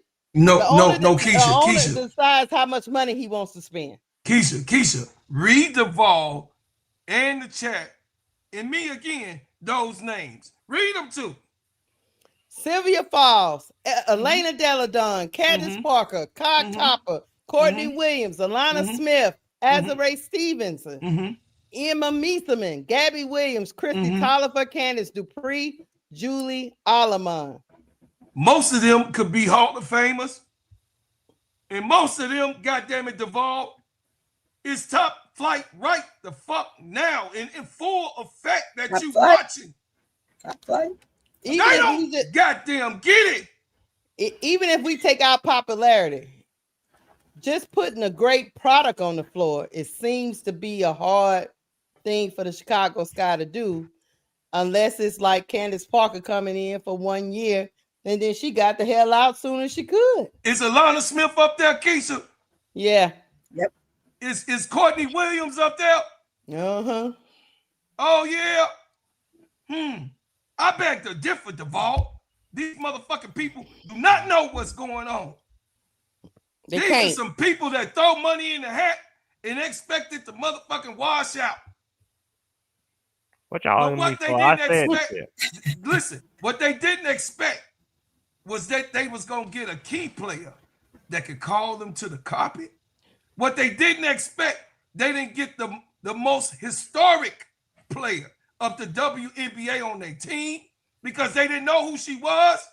What they did not know, the influence that this girl got worldwide. That you they cooking now? With. Yep, you cooking. That was what they didn't know. They did not know what this girl was. They thought they was gonna be able to do her like they did everybody else. They thought that she was a piece of trash that they could walk a car with. You know that raggedy towel that you use the towel until the hole's shredded all the way through, and the chemicals that you use that you put on the car. They thought Angel was just a regular towel. But they didn't know that she was adorable. She was one of the top flight, most highly loved across all genres. Do you understand, Brother Duvall, that they in Baghdad with a Chicago Sky jersey because of this girl? They in Dubai. Bro, Claude, do you know what the crazy part about all this is? To Duvall's point, is I think, well, maybe not to Duvall's point because he differs a little bit. I think this organization still think they are in control. They still think this would just blow over. They would go into the off season. They are gonna still ignore us. They're gonna ignore the fan base. They really think this is just much ado about nothing. This is business as usual. Now, what I will say, Keisha, no, they don't think that. Jeff Pagliosha thinks that part you just said, he think it's going to blow over. He think it's going to be okay. He thinking right now that he got a next turn of what's happening. But First the of all, people always win. The people always win, y'all. I'm telling you this, and I'm gonna be done. I'm gonna let you go. The people always tell you who it is the one, because the one has the most followers. The one is beloved even when you try to hate him. That one, out of all these WNBA players in that whole list of line, Angel Reese is more significant than every single name that you could put up on that screen right now in the WNBA, even an edge above Caitlin Clark, because of who she is and the genres that she brings to the game. I land. Let me say this. Let me say this. Go ahead, K-Sap. This y'all night, and y'all got it. But I will say this. This goes back to, if anybody can recount every show that we've done here on the Full Court Trio. Yeah. Even on my panel, Simply Ball Dropping, before we got to the Full Court Trio and got the Full Court Trio its own identity, right? Mm-hmm. Chat, I just want y'all to realize something. I just want y'all to realize something. For everybody in the chat that's been here rocking with us from day one. Yeah. You know what's kind of funny? Everything that we've talked about in the past on past shows, y'all know what's crazy? It has come to fruition. And I'll land right there.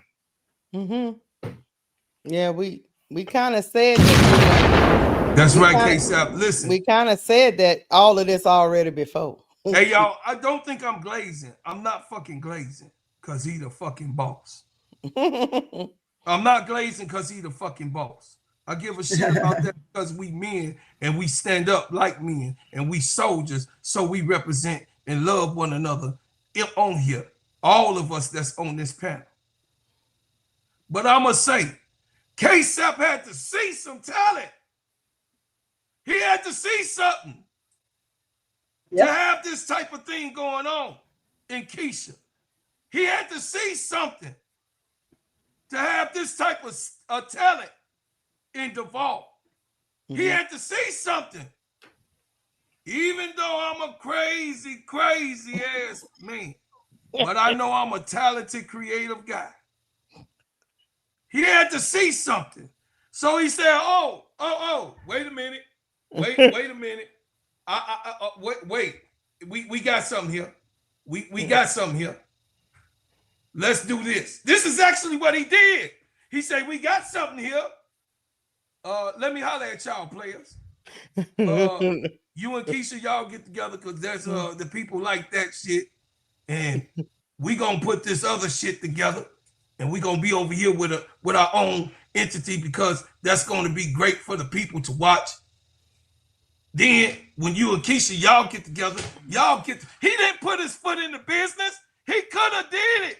But he say, I trust Keisha and you enough to be able to run your own situation under the banner.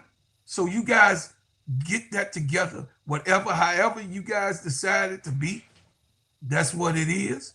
And keep it going.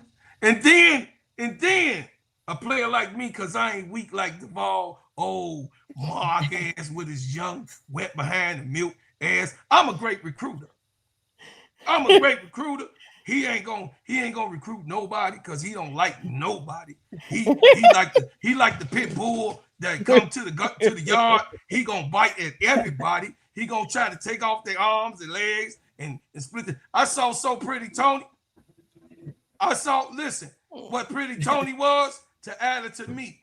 But not only that, he went and got ADP, who was shy and would not come on the panel. He, without me or Keisha or any of us adding to it, he say, ADP, you got something. Won't you do this? And then, of course, here go me again. Miss D is my friend. We've been rocking with each other since last year before she got on the panel. Miss D, come on in, Miss D. If you gonna make this thing right, get on the D block. Miss D is rocking. ADP is rocking. Tony is rocking. She's the new Duvall.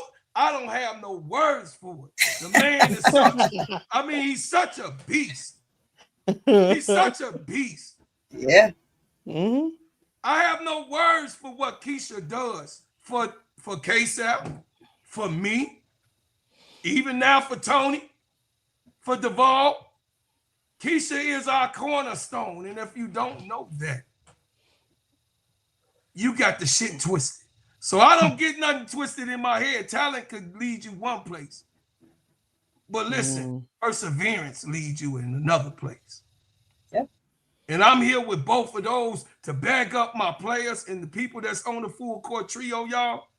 And this is what we are here for, to give you the serious news. We don't play or hate on nobody because we all players. So we going to cut that shit out. We going to cut that shit out. We all players up here. Pimp, do your thing. We going to do our thing, and that's what the fuck it is. And you know what I'm saying? We going to keep pushing. You keep pushing too. And we ain't got to, you know what I'm saying, talk about one of the motherfucking topics or subjects or whatever the fuck you think you on that we ain't got to be on. We on our own shit.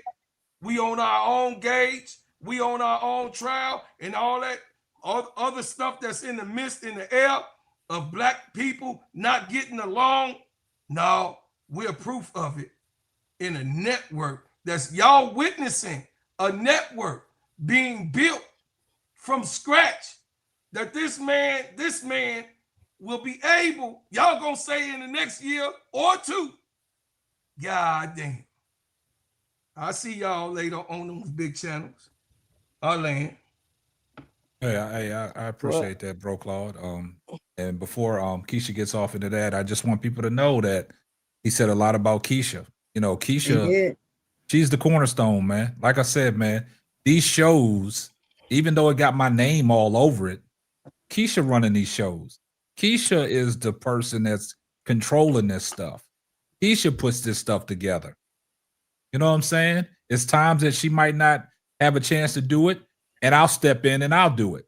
But Keisha running these shows, you know, like they always said, you got to have a great moderator to have your show run correctly. Not only is Keisha a great moderator, she's a great analyst, and she has a lot of knowledge. Mm-hmm. And that's why Keisha does the thing that she does. That's why Keisha get paid the big bucks. You see, y'all don't understand that. That's why Keisha do what she do, because Keisha, she's fully invested in this. Keisha takes time out to run this show and the Players Club. And then also, the Crash Out Room. Yeah, run her own channel. You see what I'm saying? Like I said, my name is attached to all this stuff. And I think that's where people get it misconstrued. Like, I'm up here running these shows. Nah, this is just my network. You got ESPN as a big network, but they got people that have their own shows and do stuff under the ESPN entity. They're doing stuff under the Simply Ball Dropping entity. Let them see it. Let them see it. These are their shows. They running these shows. I have no control over what they do on their shows. They just going out there providing great content, providing a little comedy. You know, they got a sense of, you know, they all good people. They not negative people.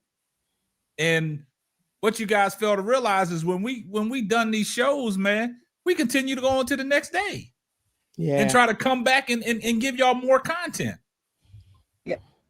And Keisha is doing her thing. And then I'll say what he said about Duvall. Duvall adds a lot to this community. It's been nights that Duvall has got up at 3 or 4 o'clock in the morning and rocked out with Keisha dropping videos. See, people don't understand that. Just because it's my name, I get all the heat thrown at me. But these shows that they run, they do what they want to do. I have no control over what they do. They providing y'all the content in the context. Now I go to what Bro Claw said about Sister Tony. brand new on the scene. When I first ran into her and talked to her, and we exchanged numbers and we exchanged information, and we talked, and she said what she wanted to do. And now we trying to get her off the ground because she is another strong voice and somebody that got a lot of knowledge, and she knows what she's talking about. That's why you've seen Sister Tony making her rounds on the Players Club, the Full Court Trio, with the Crash Out with my brother Claude, on the D block with ADP and Miss D. And then I go to what Bro Claude said about ADP. When ADP first came to me, ADP just showed up in the chat. Was shy, didn't want to come up on the panel. And the first time I opened up the phone line, ADP was the first person that called in because she didn't want to come up on camera. She wasn't ready for that. But she wanted to say something. And she was the first person that called in. Now you can't stop her now. She is on the D block rocking and rolling, man. And she is not afraid to come up on camera. She's not afraid to present herself. And she's not afraid to get down and dirty with some of these topics that we talk about that might be uncomfortable to a lot of people in the chat. But she speaks on it. So I just want y'all guys to realize, man, the Full Court Trio, yes, I came up with the whole idea. And like Bro Claude said, if I didn't have trust in the people that I'm rocking with, I could have been still on a solo mission. Yeah. But I never did that. I got together with some genuine people that respect the game, respect me. We all family folks. And what we do is we share a podcast. We talk sports. And that's it. That's it. Yeah. We it's no ill will towards nobody. We just trying to provide content and talk about something we love. And then get off and go about our merry way because we all got different lives we live. We all got different jobs we got to go to.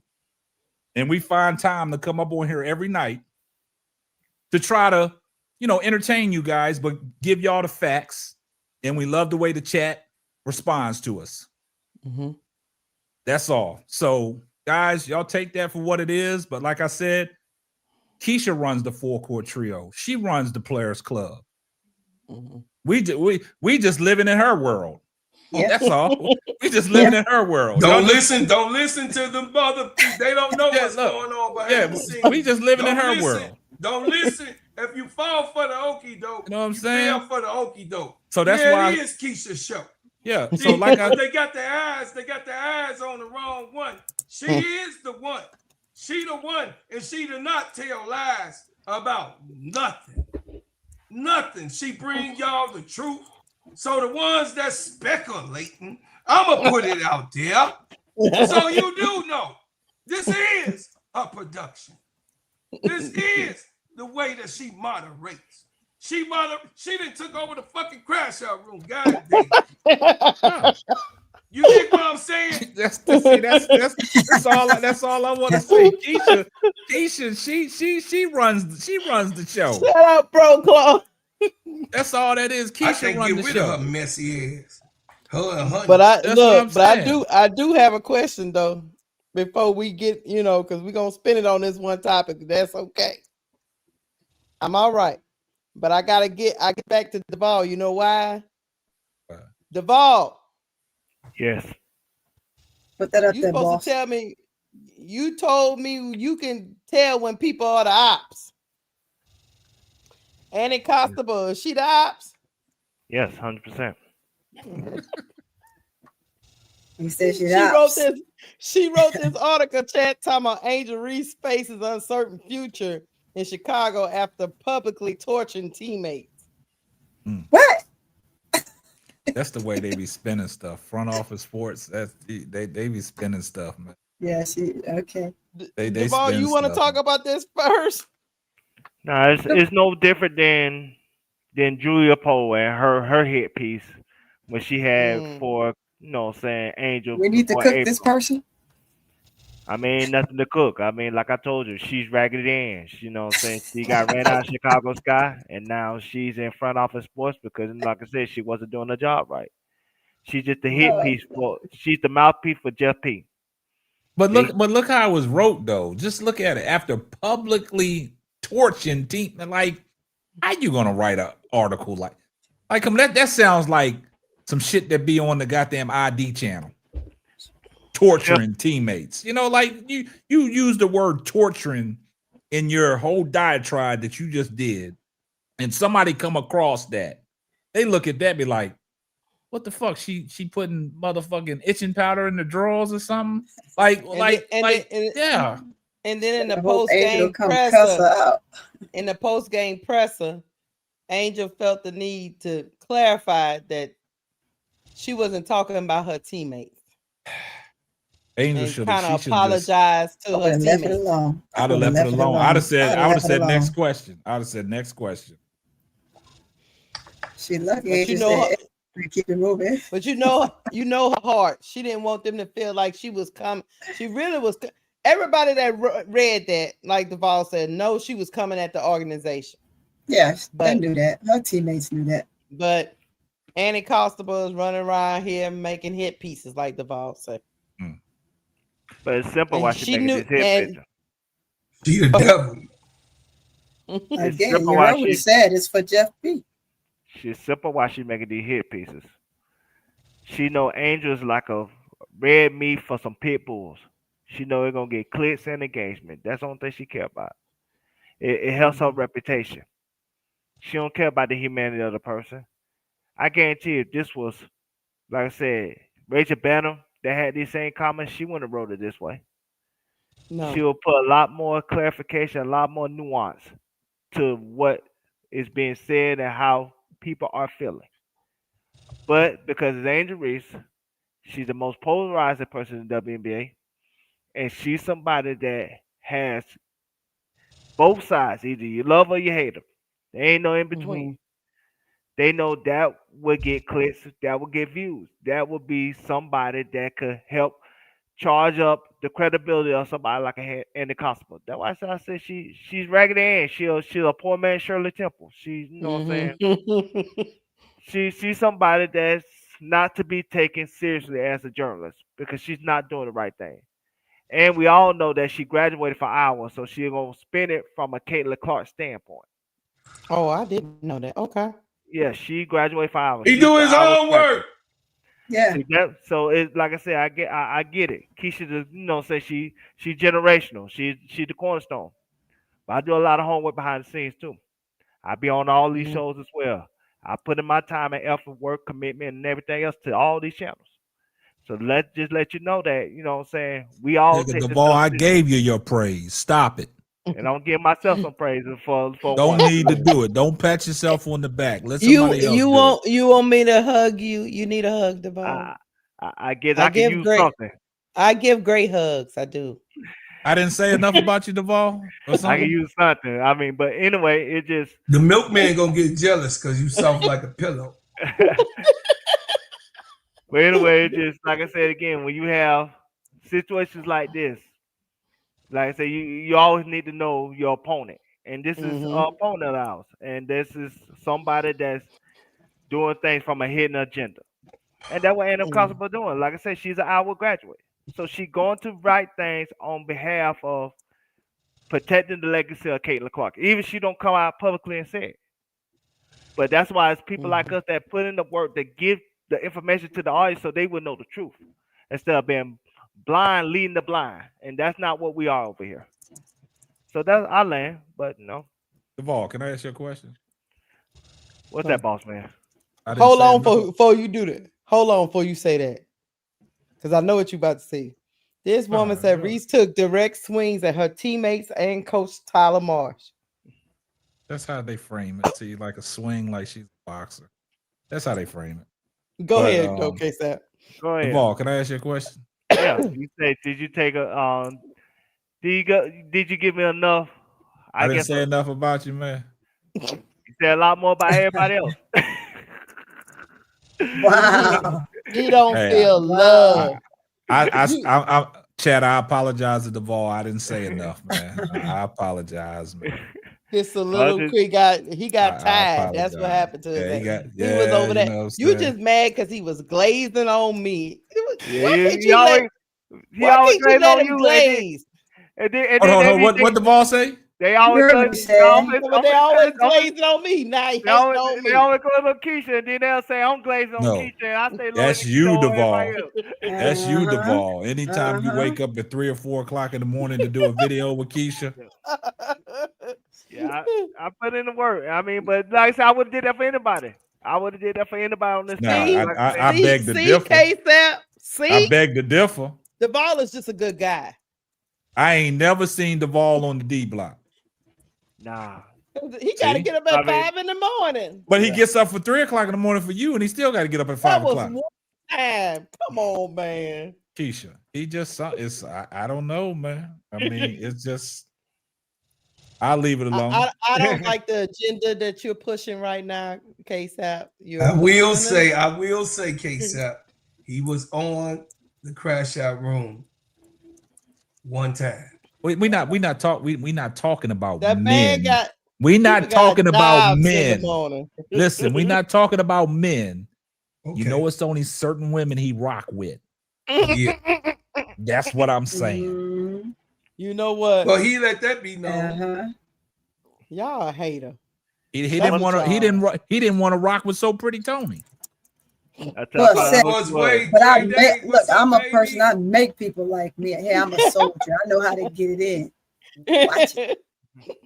That's what soldiers do. I'm like the 10 man. I don't have a heart. You go. And like I said, for everybody that's in the chat, make sure y'all go subscribe to So Pretty Tony. Oh yeah, go subscribe to her channel, man. She got some. Look, So Pretty Tony giving you the real. Y'all might not like it. Y'all might not like it. Right there, without no chaser, you gonna take that medicine right in your mouth. So, hey, So Pretty Tony even making Bro her Claude round. be over there. But that's not what I'm saying. Let me tell you, Bro Claude even what be you say? But that's not what I. He said I you one Bro step Claude even closer be to over there greatness. double backing. Thank you, my man. That's why I want him to repeat it. Yeah, you don't get that much from Duvall. Keisha He get it said out you of couldn't be nice, but there you go. Seems like boy, I'm so pretty. proud of you, Yeah, look at that, Duvall. I get you. I'm so proud of him. Let Bro Claude tell you, I don't like nobody, so. It's okay though. I don't blame you. Shit. The heart is a delicate place. You know. Dre Day, hey, that's my man. Sportsway with Dre Day podcast. Dre man. Day, what up, baby? He came up on the panel a couple of times. That's her channel right there. So Pretty Tony. That's right. Y'all go subscribe to So Pretty Tony. Make sure y'all subscribe to. We got 432. Hit those, hey man. I don't like that channels. Angel felt the need to apologize, y'all. Yeah. I wouldn't have apologized because I'm sure I that haven't she listened spoke to her it yet. teammates prior to this. What we all have to understand is these players talk, right? And if they're as close as they say they are, and I know Angel speaks her mind, and she speaks her mind to her teammates. So I'm sure her teammates were aware some of this already, right? Not directly like that, but I'm sure she's expressed it before because they have that, like they've all said, they have their conversations and their heated debates in the locker room. So they're aware. Angel said it already. So this isn't a surprise. Let's not make this like this is a surprise. Tony, but this is not about let these this is not about a teammate. This is about one teammate. Courtney Vandersloot. We know. And what she the represents. The slew-footed sloot. The old lady. I would say this. When it comes to Angel Reese, only reason why she apologized, not because she was wrong. Right. But because she apologized because, like I said, it became a distraction. And so now between now, today, and the end of the season, that's all they're gonna talk about. Yeah. And so that put her in a bad spot because people that want to get these views, clicks, and engagement gonna use this to drive up their numbers, to get money because you have those MAGA racist Clayton Clark fans that need nothing more than to pounce say on what she whatever said. Mhm. Angel Reese shortcomings is or whatever Angel Reese said to keep them relevant, to keep their spirits high. Yeah. Because like I said, We I'm know. gonna answer somebody's question. They said before, why does Angel Reese get the expectations of a Asia or even Nafisa Collier? And the difference is those other people ain't looking for Asia or Nafisa or anybody else to fail. They looking for Angel to fail. Mhm. They want Angel to fail. They need Angel to fail. So that's why they keep moving the goalposts, despite the fact that she is well ahead of expectations and on the way to the Hall of Fame. But you'll let them tell you, you'll think she's some kind of bum that plays like Bruce Bowen. Like, you know what I'm saying? Like she's Ooh, somebody you went there. like she's somebody that, you know what I'm saying, some undrafted free agent that, you know what I'm saying, just barely making a roster. Right. This girl is on the way to the Hall of Fame. She's going to be on the Olympic team in 2028. Barring that she don't have an unexpected pregnancy. And so, you know what I'm saying, she is a great player. But let them tell it, they'll tell you that, you know what I'm saying, she's somebody that's not even worth picking up off the scrap heap. Because again, they want to move the goalpost because they don't want her to succeed. Because if she succeeds, in their mind, they feel like they failed. And that's what the sad part is. A lot of those people need to get a life, grow up, and find something better to do with their lives instead of rooting for a 23-year-old girl to fail because of a national championship moment that they can't get over with their sensitive ass feelings. L, you still remember that. You still remember them words where she said she can do what the F she want to do. Whatever she want. We talked about that. Brian too. said Today, Bruce, it we was a said hell it of a today. defender, Duvall. Oh, He yeah. was. Defender. Yeah, I know. When he said Bruce, I was like, oh, we going there. Yeah. The hell's right. Hey, they ain't gonna say nothing about that chick. He's a role player that ain't gonna get in the Hall of Fame. Not seen. Where did they say that at, JT Money?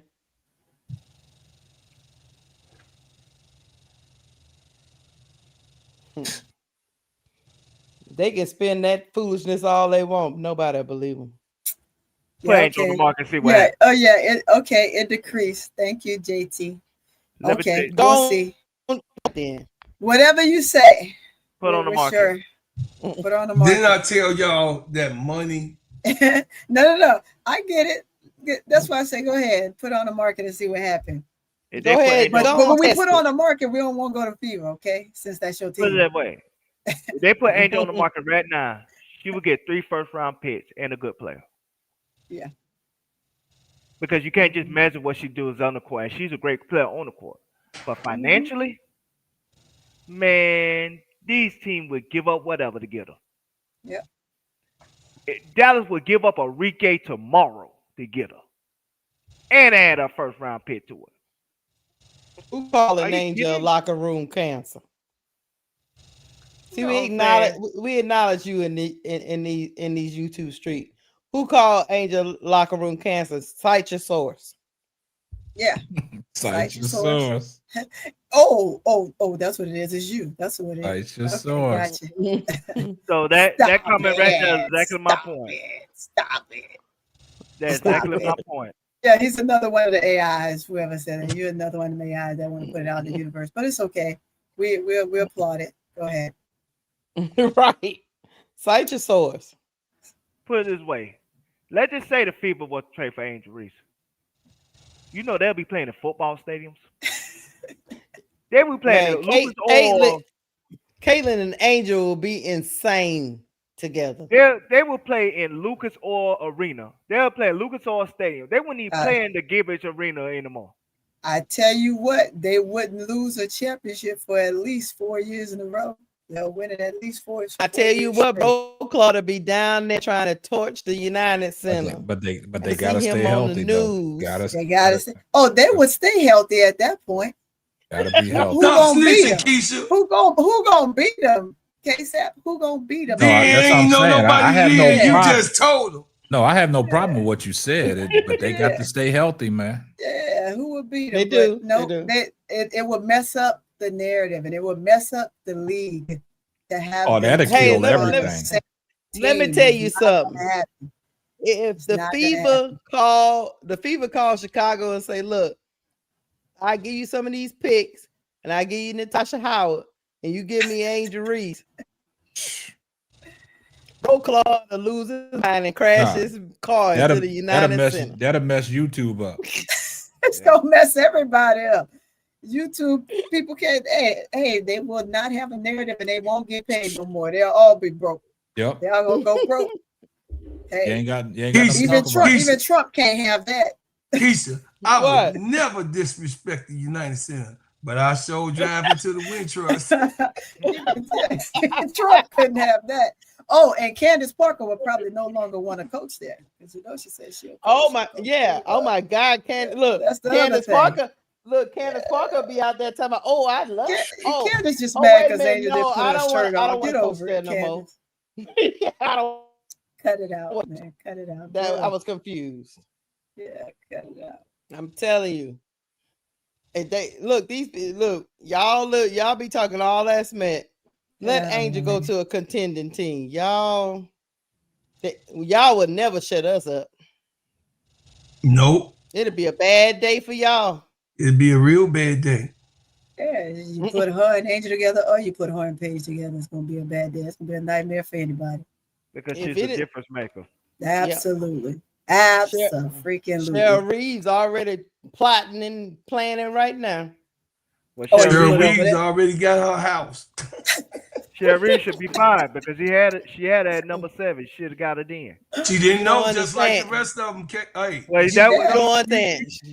She didn't already talked to the organization. She's trying to fix that mistake. See, let me tell you what the difference is. Let me tell you what the difference is. Let me tell you what the difference is, Deval. The reason why she shouldn't be fired, you know why? Because Shedeur Reeves ain't like some of these egotistical GMs. When she make a mistake, she acknowledge it and try to make it right. Some of these other fools are stand on business for 3-4 years, standing on business. I ain't doing it. I didn't make a mistake. Shedeur Reeves was over there with a drink and a smile talking to Angel and All-Star break. Sure would. Put in team signature and everything. The last game, she was coaching her, telling her certain things. They were talking. The last game that they played with the Lynx. Meanwhile, Phoenix got her on the Twitter more than their own players. And Noelle Quinn is over there hugging her like they long lost fans. Don't want to let her go. Dollar put on the Twitter today. Yeah, but she's not valuable. Oh, really? They did? Okay. Yeah, Dollar did too today. Dallas put it on the Twitter today. Everybody putting on their like we say to people in the chat. Valuable. We cool with that. You're right. The unvaluable, not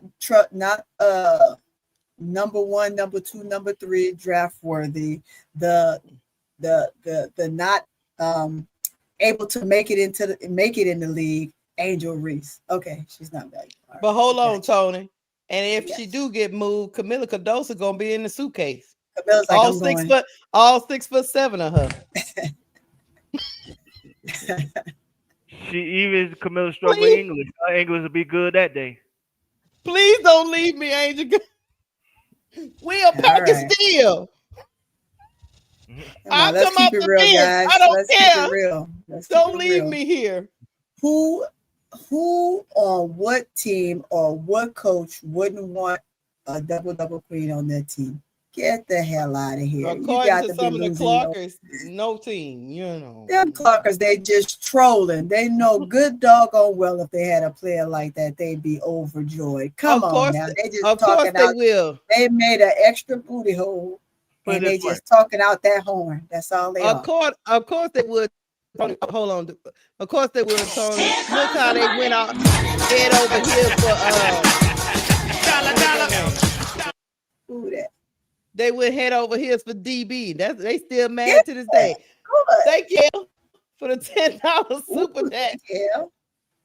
Always the men with come comb overs. Finding a need to tag me and or repost my opinion. Let that hate alone with those few strands of hair you have let go. Angel Reese, the mom, tweeted that. She must have tweeted that on X, right? Not the Yeah, I comb sent it to over. you. Her mom said that. Oh, you gotta put that up. You gotta put that up. It's That's in your funny. Okay, Instagram. I'll put it sent up. it to you. That's hilarious. But I All will say right, y'all this. got Angel Mom gonna come out the woodwork with it next because she on one this season. She was like, "No, Angel." Now she's like, "Whatever Angel on, I'm on. Let's go." I put it this way. And this is where I can show what the difference of Angel is to somebody else. Aaliyah Boss is not a difference maker. She don't change the fortune of a team just by being on it. The trajectory. Yeah. She's just another player. She's a great player. She's a good player. If not a great player, she's gonna be a Hall of Fame one day. But she's not a difference maker. You could take a leader boss off of Indiana, put Angel in Indiana with Caitlin Clark. They're the favorites. Because right now, Reason they'll be favorites. Yeah. Because on defense, Angel can shut down your favorite player on the other team every single time. She will limit your possessions, defensive rebound, offensive rebound, and she's a capable 20 to 30-point scorer on a given night, and she's doing that with double and triple team. Imagine she got one-on-one matchups because of Caitlin Clark's presence. Right. She's a difference maker that Leah Boss is not. She gonna say, "Shoot it, Caitlin, shoot the shit. I got it, I got it, baby." Yeah, I got your rebound. I got your rebound. I got your rebound. She could make up a Caitlin Clark and her bad defense, and that's the difference. They, like I said, that's why somebody like her would be a difference maker on any team, because when you got those type of elite skills, there's not enough teams that can't use that to get them over the top, and that's all there is to it. Well, L 504, they'll never put that together. They're gonna keep them separate for the rest of their careers. Yeah, they're gonna do that until that burn go down because they got to sell. They got to sell the WNBA, so they're not gonna make no super team. No time, especially not now. They will have to be in the league at least 5 this plus is 5 years. to 10 years down. Yeah, this is 5 years down at least. When they both old, and the young ones are saying that they too old, is when that'll happen. It's just sad to me though. It's sad that Annie wants to paint the narrative that GM will want Angel after this article release. Meanwhile, the majority of them are plotting to get her on their organization. To their organization, yes. And he knows that. No GM ain't giving a damn about that shit. He knows everybody else is plotting to get her on their team. He ain't no fool. That ain't gonna happen either, L504. It ain't gonna happen either. They gotta keep, listen, y'all, listen. The WNBA, those three have to stay apart. They have to stay apart. They're a business to make the money. So this is the fans. This is a I think So Pretty Tony could actually talk about it because she knows some of these players personally that's in the league, but they're not gonna spread. I mean, they're gonna spread them out, probably in the midst of their careers, not to have those girls put together. Now the new breeds that's coming in all the way up to Juju, they're gonna keep it spread it out because now they're going to 15 teams. So they're going to 18 by 2030. And they're going to 18 by 2030. Because Philly gonna have a team, and then they're not in their careers. They probably won't even see each other. Because remember, Cleveland and Detroit gonna have a team too. That's right, and they work. It's all about marketing. It's about marketing. It's a business, and it's a brand. So when you're doing that, you have to keep them apart. It makes for a better, broader, big show. right? It's called the big show for a reason. Angel has to do what she needs to do. Paige got to be Paige, and Caitlin got to be Caitlin. That is Don't forget about Juju.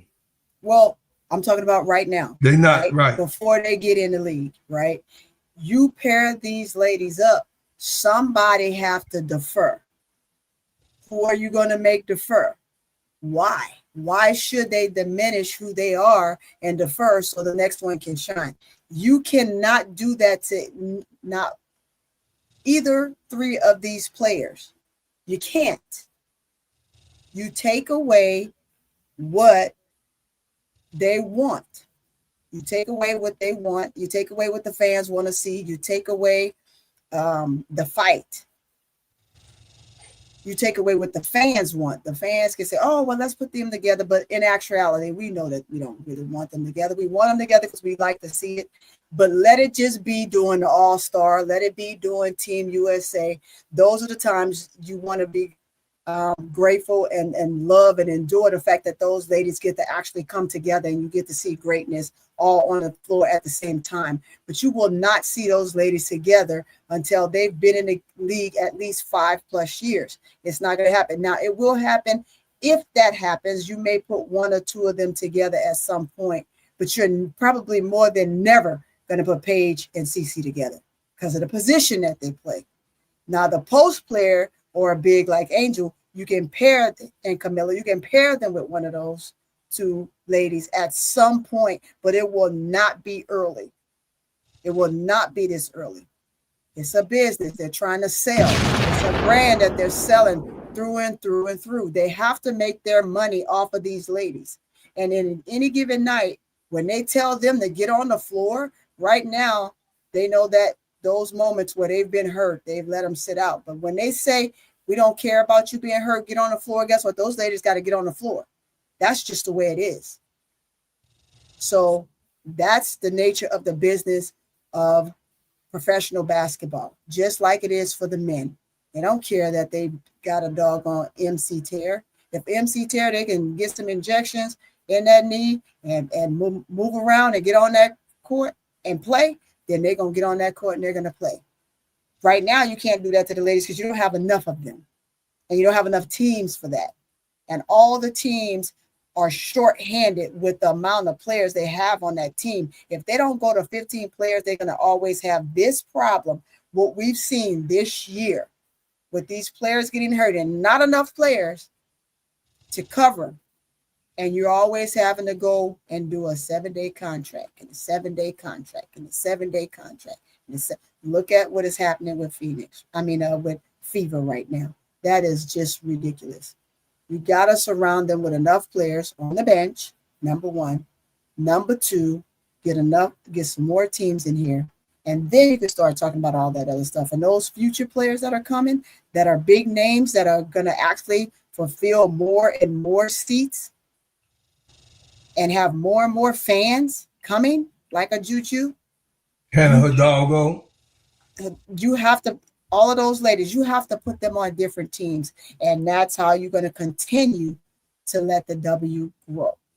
So if you don't know that, shame on you, because you're supposed to be following the game. You're supposed to be witty at the game and don't come in here trying to chime in on something you don't know nothing about. I'm just going to say that up front. Because you should know what you're talking about when you come in here. Because if you talk to me about something like that, I'm going to chew you up and spit you out because I'm going to tell you don't know what you're talking about. It's going to be that simple. And my hands up, Keisha. My hands up, Keisha. I don't even know what we talk about, but my hands up. I think the big picture that you're missing, reason why that you have to keep them separate, because they seen the super team have basically ruined the NBA. Yeah. It's all watching now. LeBron. Yeah. It's when not LeBron just like, left Cleveland, that opened the door for all of the other players. Ever since that one big thing, and LeBron had to make a decision for himself in his career. He wanted to win. So it ain't shame on LeBron. He just wanted what Angel say she want.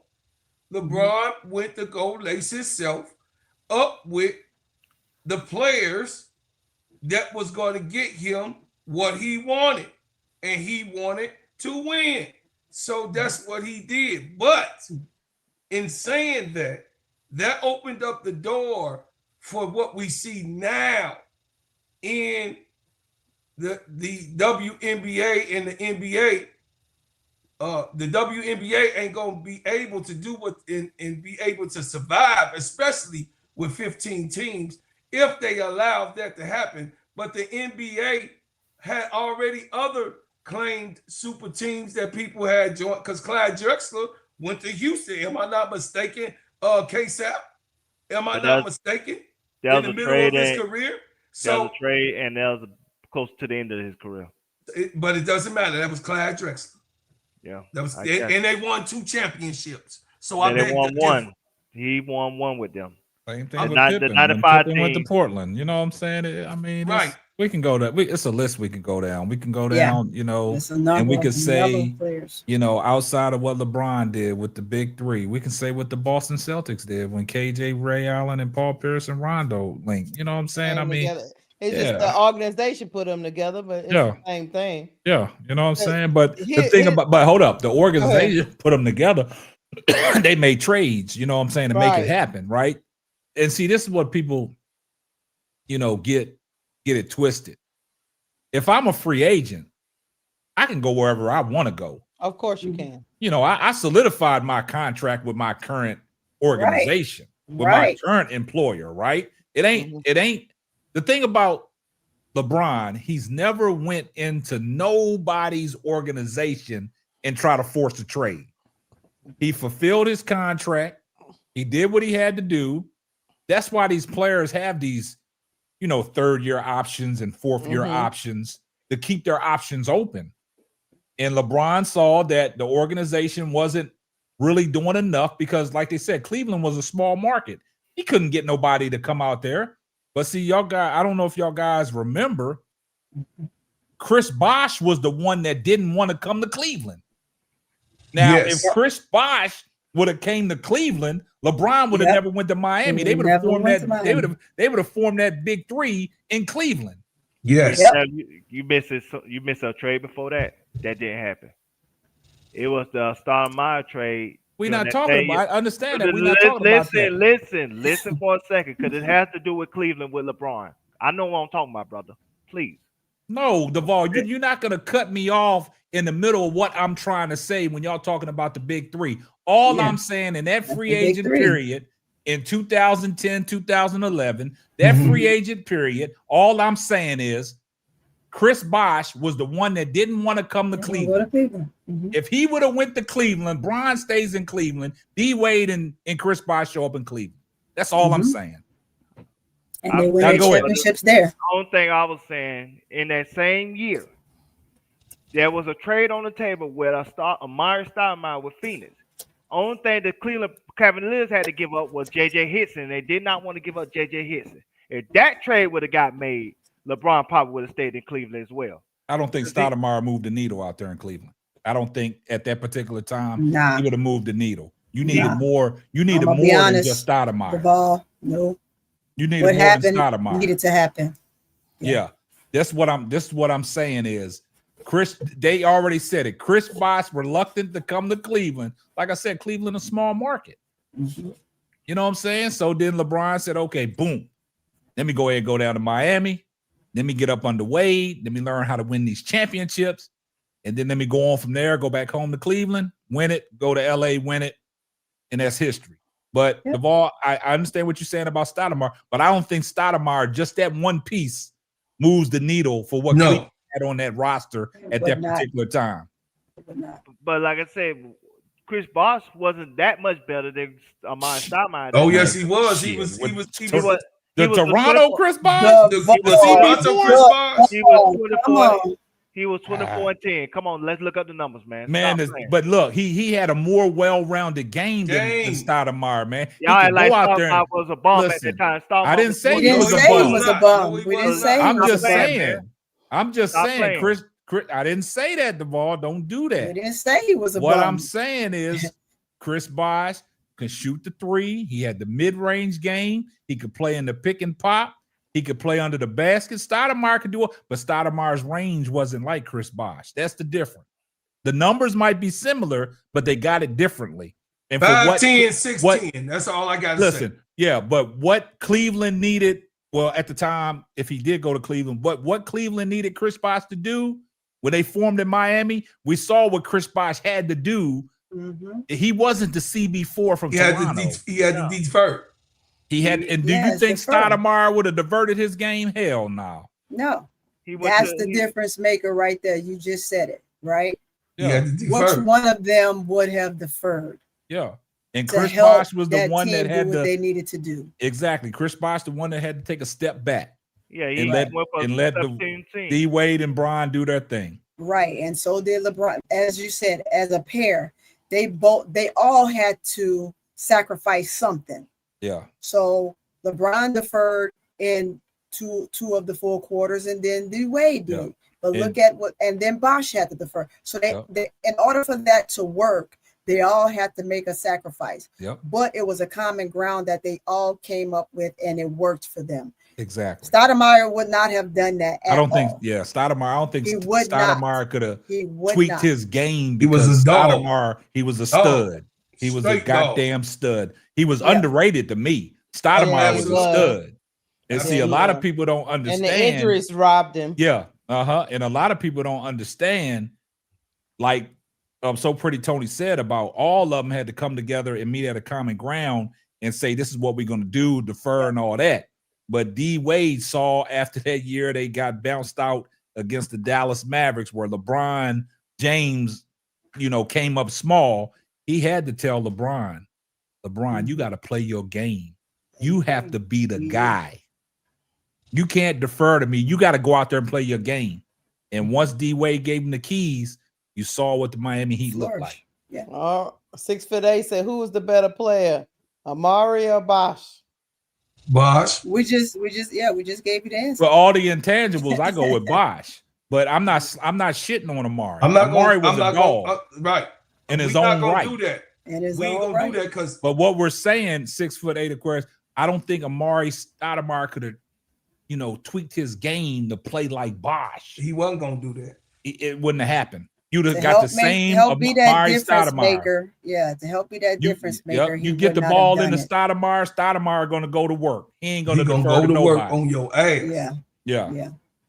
So you have to look at what a player is willing to give up.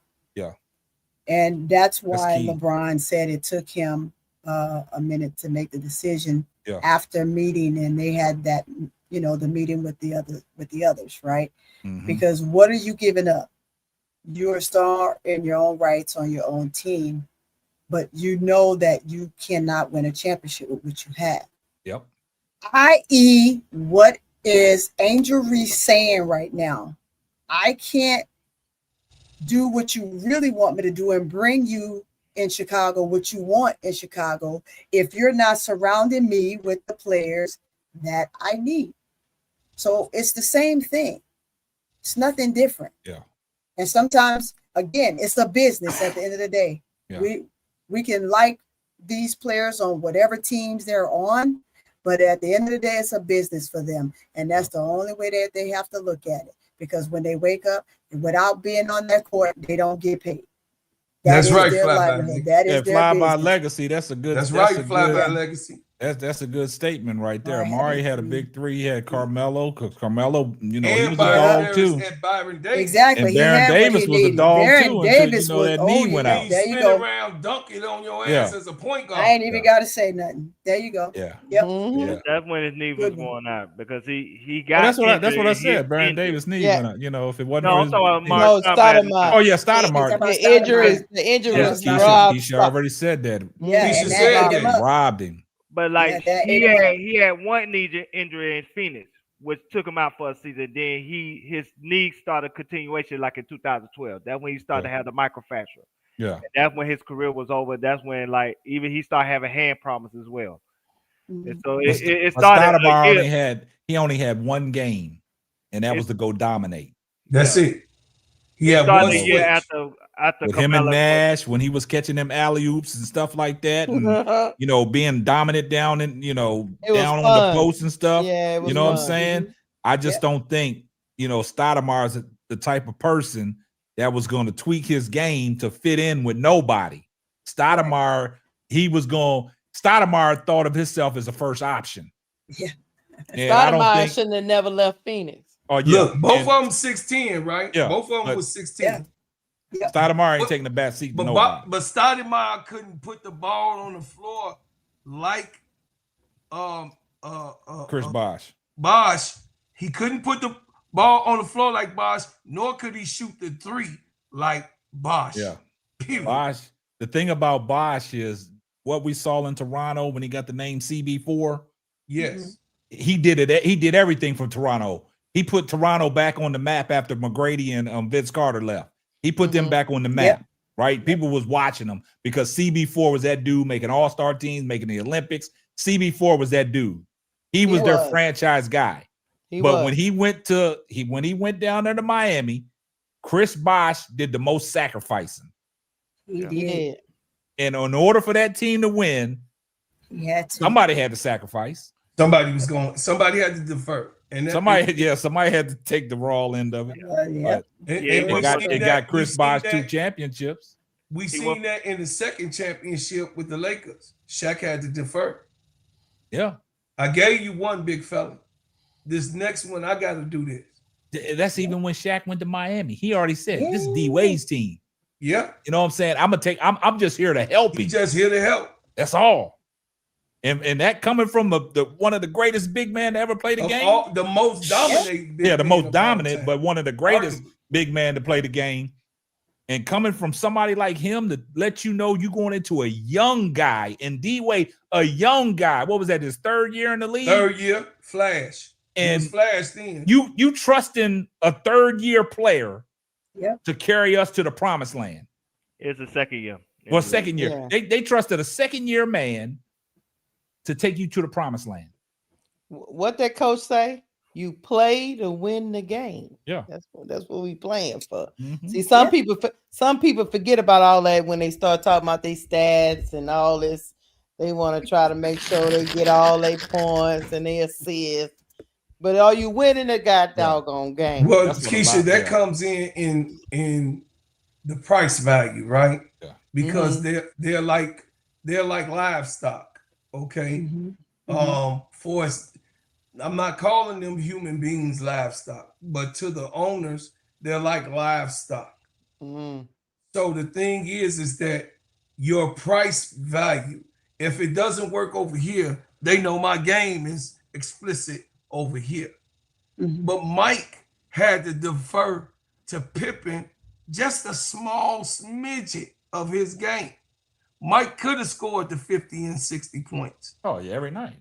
Every night that he went out, he would have no less than 40. But he saw, if I do this, that's work on me. But if I could get this young guy, if I could get this young guy and give him some of me, the load will be lighter. So therefore, Angel is begging them.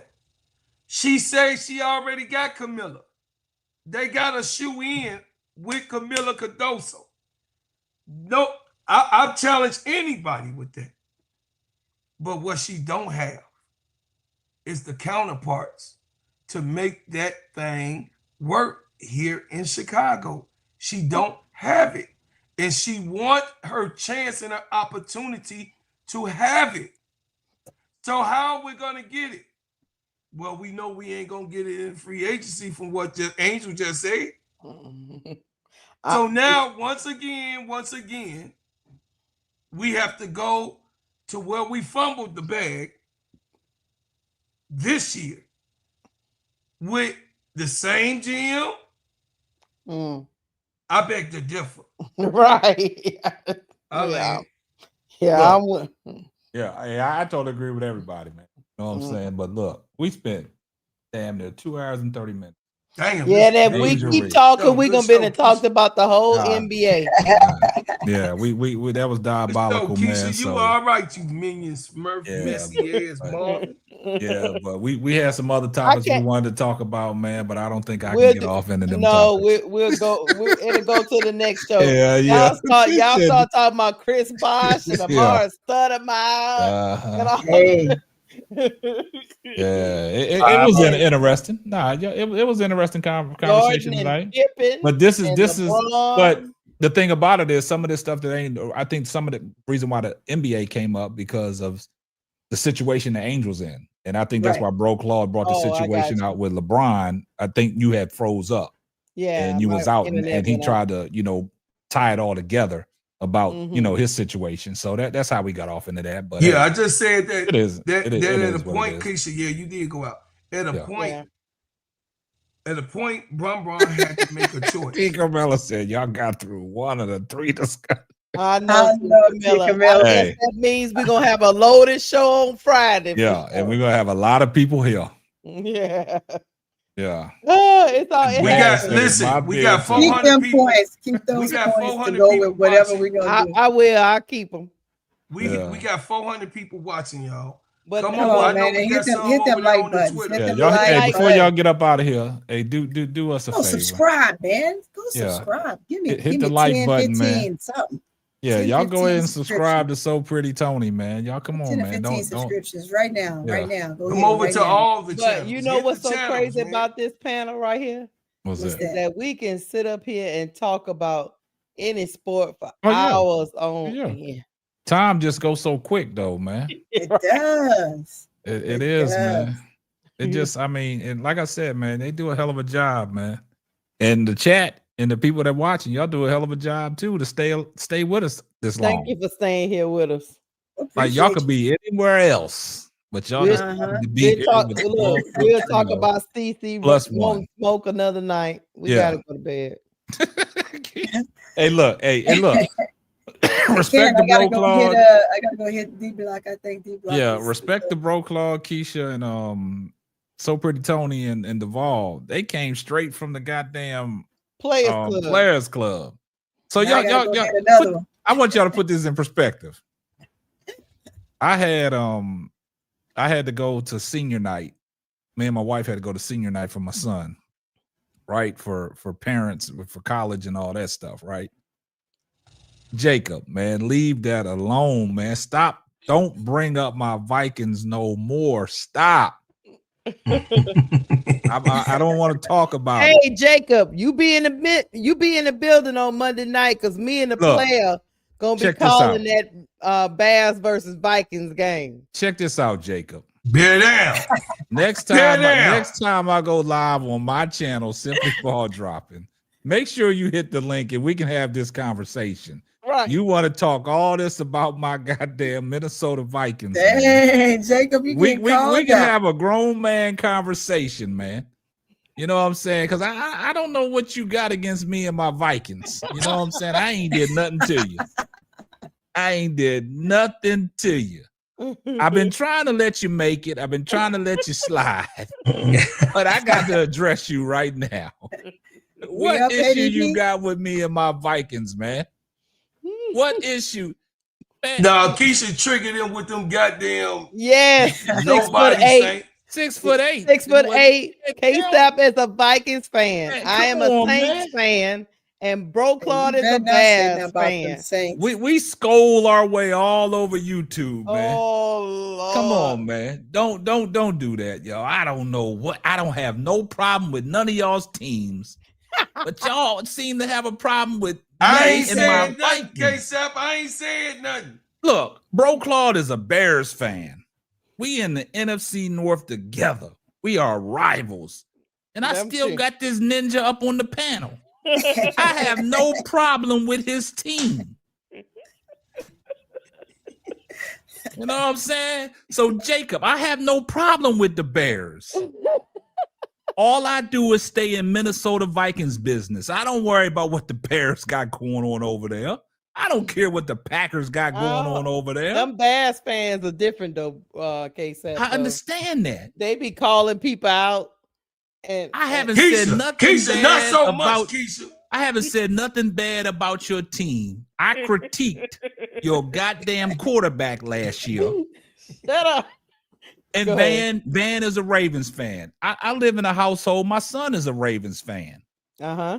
So we all over the I place. love me some Lamar now. My wife, she claims she's a Cowboys fan. No, she's not no Cowboys fan. Tell her She to don't stop even really that. watch this shit. Jill. You know, she don't even watch this shit. She just, you know, me and my son, he's a Ravens fan. I'm a goddamn fucking Vikings fan. And y'all already know what me and Tony are. We Saints Yeah. fans. Yes, And I have nothing Saints, against the Saints. Saints. I have nothing against nobody's team. Nothing like they got. Oh, you Yeah. got something against it, you know, good midget. All right, If you all say one right, more man, thing, all you're right. going I on ain't mute. got nothing. I ain't got nothing. I ain't I got have nothing nothing. against the Look, Saints. all I can do is worry about what the hell the Minnesota Vikings got going Juice, on. what's Right. up? Bear down. You know what I'm saying? Juice, you can bear down all you want. You know what I'm saying? I got good. Oh my gosh. I got my aunt is a Bears fan. I have nothing against the Bears. I used to, you know, back in the days when the Vikings couldn't get there, I cheered for the Bears when they had the 46 defense. I cheered from the Bears when they did the Super Bowl shuffle. I know. You know, Everybody cheer for refrigerator- the. That's what I'm Everybody saying. You from rooting for the B-more though. Bears. You from Yeah, B-more but though. I'm just saying that's not the point, bro, Claude. It's like everybody coming for me because I'm a Vikings fan. I Oh, ain't did He nothing say, to meanwhile, nobody. Jacob the Bears got nailed.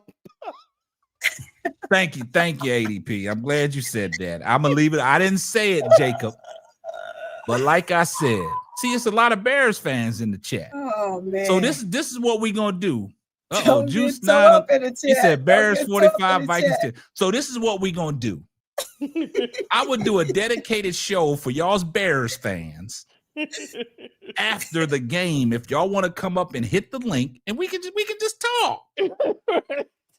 Monday Hey, night y'all, after he the game. trying to put y'all in the trick bag. Go Yeah, ball. we can just talk. We can just talk. It's gonna be fun, If, y'all. if the Vikings lose, I come up here gracefully and I'll chat with y'all. But y'all gotta reciprocate it when we smack the dog shit out of y'all. That's all I'm saying. Not too much, K-Sap. Not Brian too Flores much. is gonna have goddamn Caleb Williams running for his life just like we did last year. At It's the no end different. Of the day, at the end of the day, K-Sap, Bears eat Vikings. It doesn't matter. Y'all didn't eat shit last year. No. Oh, you Of said the course word not. shit. So did they eat shit or they did these? Oh, they didn't eat. Tony, Look, No. y'all gotta understand Tony, something. you want me to do it? Y'all gotta I talk about the understand power something. shit. Hold up. Man, you been on me, man. Why? Y'all gotta understand something. Uh-huh.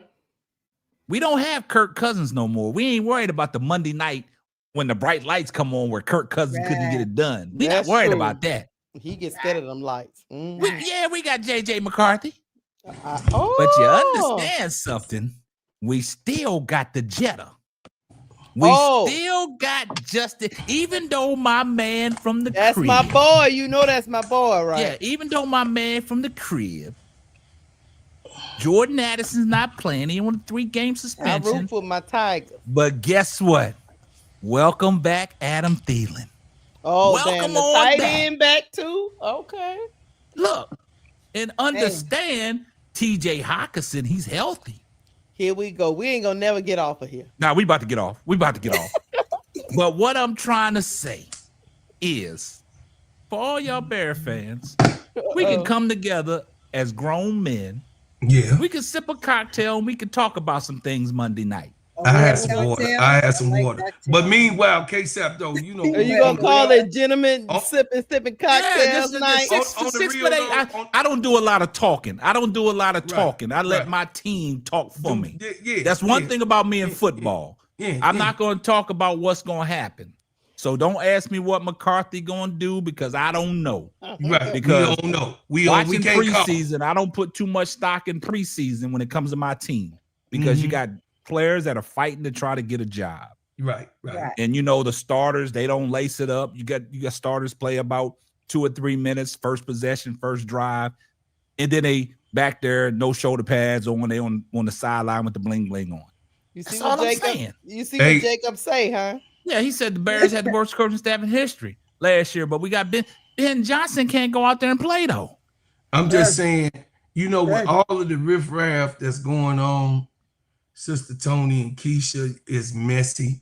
I see Sister Tony fit right in with ADP and Big Girl. But all I got to say though is we don't want to hear nothing you got to say. You know what, bro, Clark? New Orleans Saints. I will probably start ripping you a new one if you don't. Bro, Clark, did you forget that your man in the middle is up here talking about whooping y'all on Monday night? Hold on. Bro, Clark, do you realize that K-Sap is up here saying he gonna beat the hell out y'all on Monday? Hey, Keisha. I will. You know what would be funny, Keisha? Is if we play hold up. Let me address Miss D real quick. Miss D said all that talk. The Lions run the NFC North. Oh, I'm gonna tell you something. Listen, no, fuck Detroit. I'm gonna tell you something. Miss D, that glass slipper is off now. That Cinderella story is gone. The Lions ain't talking about crackle doodle doo. And I will be honest, I'm not one of them fans that be like, "Oh, we're going to the Super Bowl and stuff like that." Me neither. Because it's going to be hard. It's going to be hard. We won 14 games last year, guys, and didn't go nowhere. Absolutely. So it takes a special group and a special type of people to get it done. And I saw a comment in the chat about the Super Bowl, 6'8". I agree with you. The Ravens got to get to the fucking Super Bowl. Yeah, they got to. They got to. I want them to win this year. I want them to win. I do. Too. Yeah. I want them to win in the NFC. I love Lamar. I don't know. He got to get it done. He got to. I don't know what's going to happen in the NFC. I don't know what's going to happen in the NFC. But we know who ain't going to get it done. I tell you one thing: the Lions ain't going to be there. Guess what? Bro, Clark. And the new I'm just going to talk over you because you ain't got Hold on, Tony. At the end, look, Listen, Tony, listen at this. At the end of the season, we all be sitting on the couch together. Oh yeah, exactly. But I will tell you this though. I will tell you this. We all be sitting on the couch together. I will tell you this. In the NFC, somebody got that feedback. Somebody got feedback. I will tell y'all this, and then I'm gonna be done. Somebody got feedback. Somebody got feedback. I will tell y'all this, and then I'm gonna I think it's Bro Claude. No, it's not. That's you. Oh, okay. Is it me? Yeah, somebody was. I will tell you this. Hello. Okay, no. Yeah, I will tell y'all this, and then I'm gonna leave it alone. We're gonna get off of here. Y'all mess around and let that motherfucking JD5 in Washington get going. Oh, that's my boy. And with what they got on paper, I know it's just on paper, but if they get off rocking and rolling, they got their receiver. And I will tell this to ADP because I told her because she asked me a long time ago where I think Terry McLaurin is going. I told you he wasn't going nowhere. He didn't go nowhere. ADP. No, he didn't go nowhere. Yeah, listen. Now they have a fighting chance. Nah, I don't think they have a fighting chance. They got a chance. No, they got a fighting chance. Nah, ain't no fighting chance. The Commanders are legit. No, they legit. What I'm saying, they don't have a fighting chance. They got a fighting chance. I don't think they could see Lamar. No. I don't think they could do anything with Baltimore. No, we talking about the NFC. We not talking about the NFC. We talking about the NFC. Okay. The Commanders. That's what I'm saying. If we were talking about the chip. Nah, Joe Burrows and the Bengals, man, they had their shot. Yeah, they did. That's gone. They had their shot, man. Sometimes you got these one-hit wonders. I don't think Kansas City or Buffalo gets back. I think this year it has to be Lamar. It has to be Lamar. And I'll end it right there. So I'll go ahead. We good. We finish it up. We didn't win. Hey, and that's my other team, 6'8", because I follow my LSU boys. The Bengals, they got to get that. if they can protect Joe Burrow is the question. That's the question. That's what I'm saying. That offensive line. All right, we're gonna see. But go ahead, Keisha. Go ahead and finish it up. Shit, my doggone stuff is You doing frozen the again. Lulu You dance. buffering? Can y'all hear Hey. me? Yeah, I'm back. Okay. Hey, we about to get up out of here because we'll end up on here for 4 hours. Go We're not about to subscribe. do Go it. subscribe to So Pretty Tony. Subscribe to Cut That Ish Real Talk Sports. Subscribe to Yeah, Tula y'all do us a Subscribe. big Plays. favor. Hey, Make- go to Tula Plays. Y'all go over there to Tula Plays and subscribe. Subscribe to ADP ADP Art Creations. Subscribe to Miss D6 Woman Sports. Subscribe to the Full Court Trio, to the Players Club, Boss Man. That's right. Simply Ball Dropping Podcast with my main man, K-Sap, and also me. I'm on Steady Serving Sports, ENT, and I love y'all. I appreciate everything that y'all do. Cut the ish. But we on Simply Ball Dropping Podcast with my main man, K-Sap.